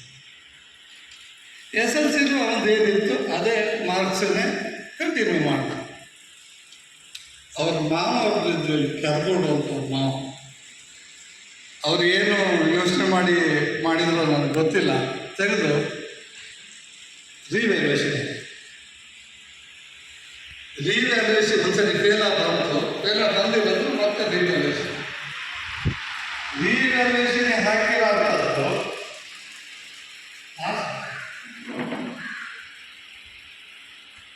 ನಮಗೂ ಕೂಡ ಆಶ್ಚರ್ಯ, ಭಾಳ ಮನಸ್ಸಿಗೆ ಬೇಜಾರು. ಇಷ್ಟು ಕಳಪೆ ಪಡ್ತಿದ್ದ ವಿದ್ಯಾರ್ಥಿ ಹೆಂಗೆ ಪಾಸ್ ಆಗ್ತಾನೆ? ಅದು ಪಾಸಾದ ಉದ್ದೇಶ ಮತ್ತೇನೂ ಅಲ್ಲ. ನಮ್ಮ ಶಾಲೆ 49 ಹುಡುಗರನ್ನ ಪಾಸ್ ಮಾಡಿದರೆ 50ನೇ ಹುಡುಗರನ್ನ ನಾವು ಯಾಕೆ ನಿಲ್ಲಿಸ್ಬೇಕು ಅಂತ ಅಭಿಮಾನ ಹೇಳಿ ಪಾಸ್ ಮಾಡಿದ್ವಿ. ಉದ್ದೇಶ ಒಂದೇ, ಏನಲ್ಲ, ನಮ್ಮ ಶಾಲೆ ಗೌರವ ಕಾಪಾಡಬೇಕು ಅಂತ ಹೇಳಿ ಏನೋ ಮಾಡಿ ಪಾಸ್ ಮಾಡಿದ್ವಿ.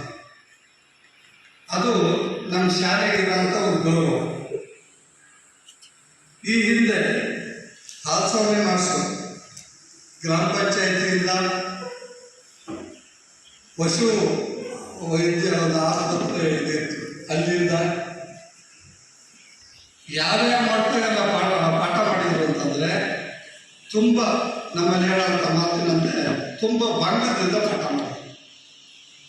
ಆದರೂ ಕೂಡ ವಿದ್ಯಾರ್ಥಿಗಳು ಅಲ್ಲೂ ಕೂಡ ಚೆನ್ನಾಗಿ ಓದಿದ್ರು.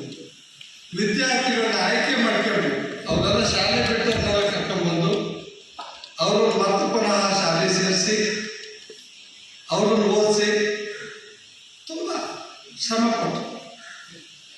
ಮಕ್ಕಳಿಗೊಂದು ಕಿವಿ ಮಾತು ಏನೊಂದು ಇದೇನು ಜೋಕೇನಲ್ಲ. ಯಾರ ಹತ್ರ ಪೆನ್ನಿಲ್ಲ, ಯಾರ ಹತ್ರ ಬುಕ್ಸ್ ಇಲ್ಲ, ಎಕ್ಸಸೈಸ್ ಇಲ್ಲ, ವಗೇರೆ ಯಾರ ಹತ್ರ ಇಲ್ಲ ಅಂತಂದರೆ ಅದನ್ನು ನಮ್ದು ಹಿಂಗಾಗಿದೆ ಅಂತ ಶಿಕ್ಷಕರು ಅಂತ ಹೇಳಿದ್ರು, ಏನಾದರೂ ವ್ಯವಸ್ಥೆ ಮಾಡಿ. ಆ ಕಾಲ ಅಲ್ಲ, ಈ ಕಾಲನೇ ಬೇರೆ. ಅದನ್ನು ಬಿಟ್ಟು ಒಂದು ಕಥೆ ಕೂಡ ನನಗೆ ನೆನಪಾಗ್ತದೆ. ಒಬ್ಬ ಹುಡುಗ ತನ್ನ ಪೆನ್ನನ್ನು ಕಳೆದು ಹೋಯ್ತು ಅಂತೇಳಿ ಮತ್ತೆ ಆ ಪೆನ್ನನ್ನು ಶಾಲೆಯಲ್ಲಿ ಹೊತ್ಕೊಂಡು ಹೋಗ್ತಾನೆ. ಅಮ್ಮನಿಗೆ ಗೊತ್ತಾಗುತ್ತೆ, ಯಾಕೆ ನೀನು ಪೆನ್ ಕದ್ಕೊಂಡ್ಬಂದೆ ಅಂತ ಕೇಳ್ತಾನೆ ಅಮ್ಮ.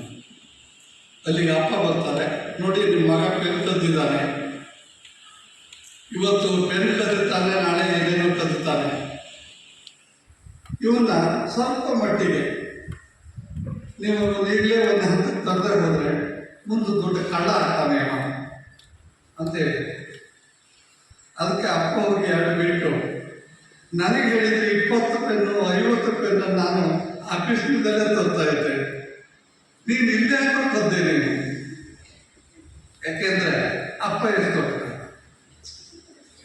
ಕಳ್ಳ ಅನ್ನೋದು ಸಣ್ಣ ಹುಡುಗ ಚಿಕ್ಕ ಬಿಟ್ಬಿಡೋಣ. ನಾವು ಅದನ್ನು ತುಂಬ ಯೋಚನೆ ಮಾಡಬೇಕು.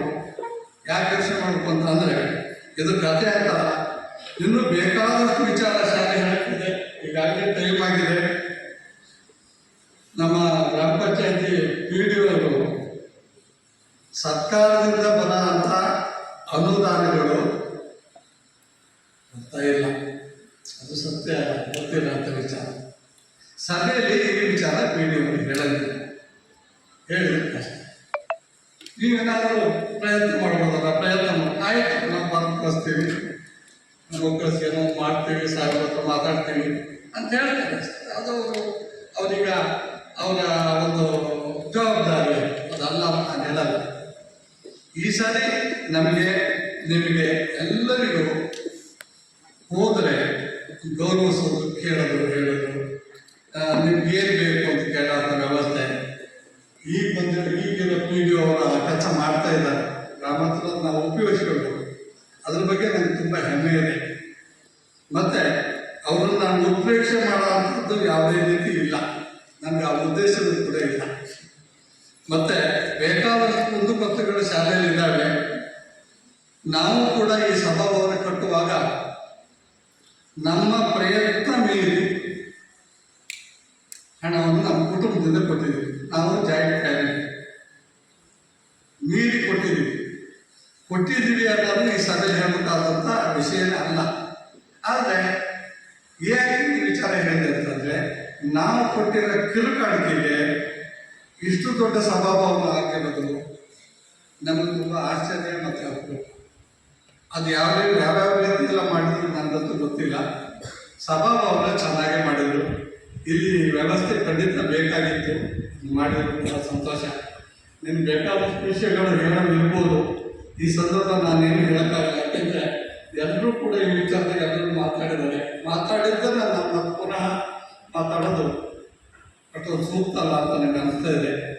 ಇಷ್ಟು ಹೇಳ್ತಾ ನೀವೆಲ್ಲರೂ ನಮ್ಮ ಮಾತನ್ನು ಈ ಒಂದರಿಂದ 1.25 ಗಂಟೆ ಆಗಿದೆ, 1 ಗಂಟೆ 14 ನಿಮಿಷ ಸಹಿಸ್ಕೊಂಡಿರೋ ತಮಗೆಲ್ಲರಿಗೂ ನಮಸ್ಕಾರ ಮಾಡ್ತಾ ನನ್ನ ಮಾತನ್ನು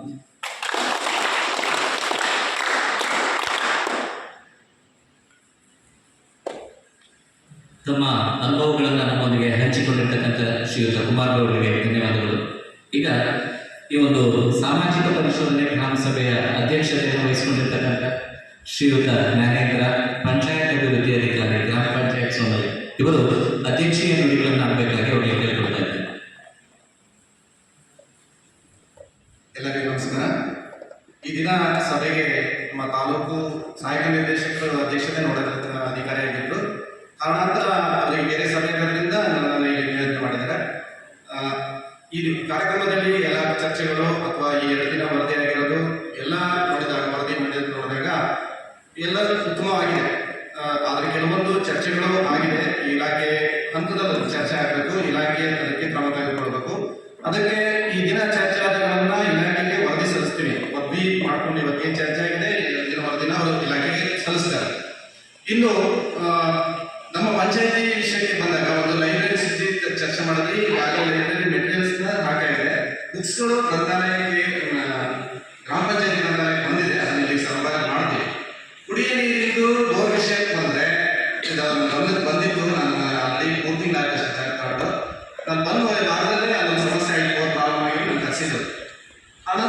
ಸಾಮಾನ್ಯ ಸಭೆಯಲ್ಲಿ ಚರ್ಚೆ ಮಾಡಿ ಈ ಸರಿ ಕ್ರಿಯೆಗಳಿಗೆ ತಗೊಂಡಿದ್ವಿ. ಈಗ ಅನುದಾನದ ಕೊರತೆ ಇರೋದ್ರಿಂದ ಸಾಮಗ್ರಿ ವೆಚ್ಚದ ಪ್ರಾಬ್ಲಮ್ ಇತ್ತು ಅಂದ್ರೆ ಲಾಸ್ಟ್ ಟೈಮ್ ಅದನ್ನ ಕೆಲಸ ಮಾಡಿಲ್ಲ, ಅಪರೋಧ ತಾಂಡಿದ್ದಾರೆ. ಈ ಸರಿ ಮತ್ತೆ ಅಪರೋಧ ತಾಂಡಿದ್ದಾರೆ. ಕೆಲಸ ಸ್ಟಾರ್ಟ್ ಮಾಡಿದ್ರೆ ಸಭೆಯಲ್ಲೂ ಅದನ್ನು ಚರ್ಚೆ ಮಾಡಿ ತೀರ್ಮಾನ ಮಾಡಿದ್ದಾರೆ. ಅದನ್ನ ಮುಂದಿನ ಮತ್ತೆ ಈ 4 ದಿನ ನಾನು ಪ್ರಯತ್ನ ಮಾಡ್ತೀನಿ. ಸಭೆಯಲ್ಲಿ ಅದನ್ನು ಚರ್ಚೆ ಮಾಡಿ ಏನು ಮಾಡೋದು ಅನ್ನೋ ತೀರ್ಮಾನ ಪ್ರಯತ್ನ ಮಾಡ್ತೀನಿ. ಇಷ್ಟು ಹೇಳ್ತಾ ಈ ಸಭೆಯಲ್ಲಿ ಮತ್ತೇನಾದ್ರು ನಮ್ಮ ಪಂಚಾಯತಿಯಿಂದ ಏನಾದರೂ ಸಮಸ್ಯೆಗಳಿದ್ರೆ ತಿಳಿಸ್ಬೋದು. ಆಮೇಲೆ ನಾಳೆ ನಮ್ಮದು ಸಭೆ ಇರೋದ್ರಿಂದ ನಾನು ಅಲ್ಲಿ ನಾಳೆ ತಯಾರಿ ಮಾಡ್ಕೊಂತ ಇದ್ದೆ. ಹಾಗೆ ನಾಳೆ ಎಲ್ಲರೂ ಸಭೆ ಪೋಷಕರು ಬನ್ನಿ ಅಂತ ಹೇಳ್ತಾ ನಮ್ಮ ಸಭೆಯಲ್ಲಿ ಸಾಮಾನ್ಯ ಪರಿಶೋಧನೆ ಸಭೆಯಲ್ಲಿ ಅದಕ್ಕೆ ಆಗಮಿಸಿ ಎಲ್ಲ ಅಂತ ಹೇಳಿ ಉತ್ತಮವಾಗಿ ಚರ್ಚೆ ಮಾಡಿದ್ರೆ ನಮಗೆ ಅವಕಾಶ ಮಾಡಿದ್ದೀವಿ. ಧನ್ಯವಾದಗಳು.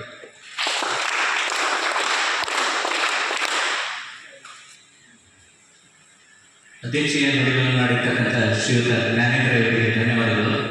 ಹಾಗೆ ಅಂತಿಮವಾಗಿ ವಂದನಾರ್ಪಣೆ ಹಾಗೂ ರಾಷ್ಟ್ರಗೀತೆಯೊಂದಿಗೆ ಈ ದಿನದ ಕಾರ್ಯಕ್ರಮವನ್ನು ಸಂಪನ್ನಗೊಳಿಸೋಣ ಅಂತ ಹೇಳ್ತಾ, ಈವರೆಗೂ ಈ ಒಂದು ಕಾರ್ಯಕ್ರಮದ ಅಧ್ಯಕ್ಷತೆಯನ್ನು ವಹಿಸಿಕೊಂಡು ಕಾರ್ಯಕ್ರಮವನ್ನು ಯಶಸ್ವಿಗೊಳಿಸಿಕೊಂಡಿರ್ತಕ್ಕಂತಹ ಶ್ರೀಯುತ ಜ್ಞಾನೇಂದ್ರ, ಪಂಚಾಯತ್ ಅಭಿವೃದ್ಧಿ ಅಧಿಕಾರಿ, ಗ್ರಾಮ ಪಂಚಾಯತ್ ಸದಸ್ಯ, ಇವರಿಗೆ ನಮ್ಮ ಶಾಲೆಯ ಪರವಾಗಿ ತುಂಬ ಹೃದಯದ ಧನ್ಯವಾದಗಳನ್ನು ಅರ್ಪಿಸ್ತಾ ಇದ್ದೇನೆ. ಹಾಗೆಯೇ ಈ ಒಂದು ವೇದಿಕೆ ಮೇಲೆ ಉಪಸ್ಥಿತರಿರ್ತಕ್ಕಂಥ ಶ್ರೀಯುತ ನಾಗೇಶ್ ಕೆವಿ, ಸಾಮಾಜಿಕ ಪರಿಶೋಧನೆ ತಾಲೂಕು ಕಾರ್ಯಕ್ರಮದ ವ್ಯವಸ್ಥಾಪಕರು, ತಾಲೂಕು ಪಂಚಾಯಿತಿ ಹೊಸನಗರ, ಇವರಿಗೂ ಕೂಡ ನಮ್ಮ ಶಾಲೆಯ ಪರವಾಗಿ ತುಂಬ ಹೃದಯದ ಧನ್ಯವಾದಗಳನ್ನು ಅರ್ಪಿಸ್ತಾ ಇದ್ದೇನೆ. ಹಾಗೆಯೇ ನಮ್ಮ ಶಾಲಾ ಮೇಲುಸ್ತುವಾರಿ ಸಮಿತಿಯ ಅಧ್ಯಕ್ಷರಾಗಿರ್ತಕ್ಕಂಥ ಶ್ರೀಯುತ ನಟರಾಜ್ ಅವರು ಕೂಡ ನಮ್ಮೊಂದಿಗೆ ಉಪಸ್ಥಿತರಿದ್ದಾರೆ. ಅವರಿಗೂ ಕೂಡ ನಮ್ಮ ಶಾಲೆಯ ಸಮಸ್ತ ವಿದ್ಯಾರ್ಥಿಗಳು ಹಾಗೂ ಶಿಕ್ಷಕರ ಪರವಾಗಿ ಧನ್ಯವಾದಗಳನ್ನು ಅರ್ಪಿಸ್ತಾ ಇದ್ದೇನೆ. ಹಾಗೆಯೇ ಕಳೆದ 3 ದಿನಗಳಿಂದ ನಮ್ಮೊಂದಿಗಿದ್ದು ನಮ್ಮ ಶಾಲೆಯ ಎಲ್ಲ ಆಗುಹೋಗುಗಳನ್ನು ಸಮಗ್ರವಾಗಿ ಪರಿಶೀಲನೆ ಮಾಡಿರ್ತಕ್ಕಂಥ ಶ್ರೀಯುತ ದೇವೇಂದ್ರಪ್ಪ, ಗ್ರಾಮ ಸಂಪನ್ಮೂಲ ವ್ಯಕ್ತಿಗಳು, ತಾಲೂಕು ಪಂಚಾಯತ್ ಹೊಸನಗರ, ಇವರಿಗೂ ಕೂಡ ನಮ್ಮ ಶಾಲೆಯ ಎಲ್ಲ ಶಿಕ್ಷಕ ವರ್ಗದವರು, STMCಯವರು ಹಾಗೂ ವಿದ್ಯಾರ್ಥಿಗಳು, ಪೋಷಕರ ಪರವಾಗಿ ಅನಂತ ಧನ್ಯವಾದಗಳನ್ನು ಅರ್ಪಿಸ್ತಾ ಇದ್ದೇವೆ. ಹಾಗೆ ನಮ್ಮ ಶಾಲೆಯ ಮುಖ್ಯ ಶಿಕ್ಷಕರಾಗಿರ್ತಕ್ಕಂಥ ಶ್ರೀಯುತ ವಿನಾಯಕ್ ನವಡ ಸರ್ ಅವರು ಕೂಡ ಈ ಒಂದು ವೇದಿಕೆ ಮೇಲೆ ಉಪಸ್ಥಿತರಿದ್ದಾರೆ. ಅವರಿಗೂ ಕೂಡ ನಿಮ್ಮೆಲ್ಲರ ಪರವಾಗಿ ಧನ್ಯವಾದಗಳನ್ನು ಅರ್ಪಿಸ್ತಾ ಇದ್ದೇನೆ. ಹಾಗೆ ಶಾಲಾ ಮೇಲುಸ್ತುವಾರಿ ಸಮಿತಿಯ ಸದಸ್ಯರಾಗಿರ್ತಕ್ಕಂಥ ಶ್ರೀಯುತ ಸತೀಶ್ ಅವರು ಕೂಡ ಈ ಒಂದು ವೇದಿಕೆ ಮೇಲೆ ಉಪಸ್ಥಿತರಿದ್ದಾರೆ. ಅವರಿಗೂ ಕೂಡ ಧನ್ಯವಾದಗಳನ್ನು ಅರ್ಪಿಸ್ತಾ ಇದ್ದೇನೆ. ಹಾಗೆ ಶಾಲಾ ಮೇಲುಸ್ತುವಾರಿ ಸಮಿತಿ ಸದಸ್ಯರಾಗಿರ್ತಕ್ಕಂಥ ಶ್ರೀಯುತ ದಿನೇಶ್ ಅವರು ಕೂಡ ಈ ಒಂದು ವೇದಿಕೆ ಮೇಲೆ ಉಪಸ್ಥಿತರಿದ್ದಾರೆ. ಅವರಿಗೂ ಕೂಡ ಧನ್ಯವಾದಗಳನ್ನು ಅರ್ಪಿಸೋದಕ್ಕೆ ಇಷ್ಟಪಡ್ತಾರೆ. ಈ ಒಂದು ಕಾರ್ಯಕ್ರಮಕ್ಕೆ ಪ್ರತ್ಯಕ್ಷವಾಗಿ ಪರೋಕ್ಷವಾಗಿ ಸಹಕರಿಸಿದಂತಹ ನಮ್ಮ ಶಾಲಾ ಮೇಲುಸ್ತುವಾರಿ ಸಮಿತಿಯ ಇತರೆ ಸದಸ್ಯರು ಹಾಗೂ ಪೋಷಕ ವರ್ಗದವರು, ಗ್ರಾಮಸ್ಥರು, ವಿದ್ಯಾರ್ಥಿಗಳು ಹಾಗೂ ಶಿಕ್ಷಕ ಬಳಗ, ಇವರೆಲ್ಲರಿಗೂ ಧನ್ಯವಾದಗಳನ್ನು ಅರ್ಪಿಸ್ತಾ ಈ ಒಂದು ವಂದನಾರ್ಪಣೆಯನ್ನು ಮುಕ್ತಾಯ ಮಾಡ್ತಾ ಇದ್ದೇನೆ. ಹಾಗೆ ಕೊನೆಯದಾಗಿ ರಾಷ್ಟ್ರಗೀತೆಯೊಂದಿಗೆ ಈ ದಿನದ ಈ ಒಂದು ಸಭೆಯನ್ನು ಸಂಪನ್ನಗೊಳಿಸೋಣ. ಎಲ್ಲ ಗಣ್ಯರು ಇದನ್ನಿದ್ದು ರಾಷ್ಟ್ರಗೀತೆಯನ್ನು ಹೇಳಬೇಕಾಗಿ ಕೇಳ್ಕೊಳ್ತಾ ಇದ್ದೇನೆ. एक साथ राष्ट्रगीत शुरू कर।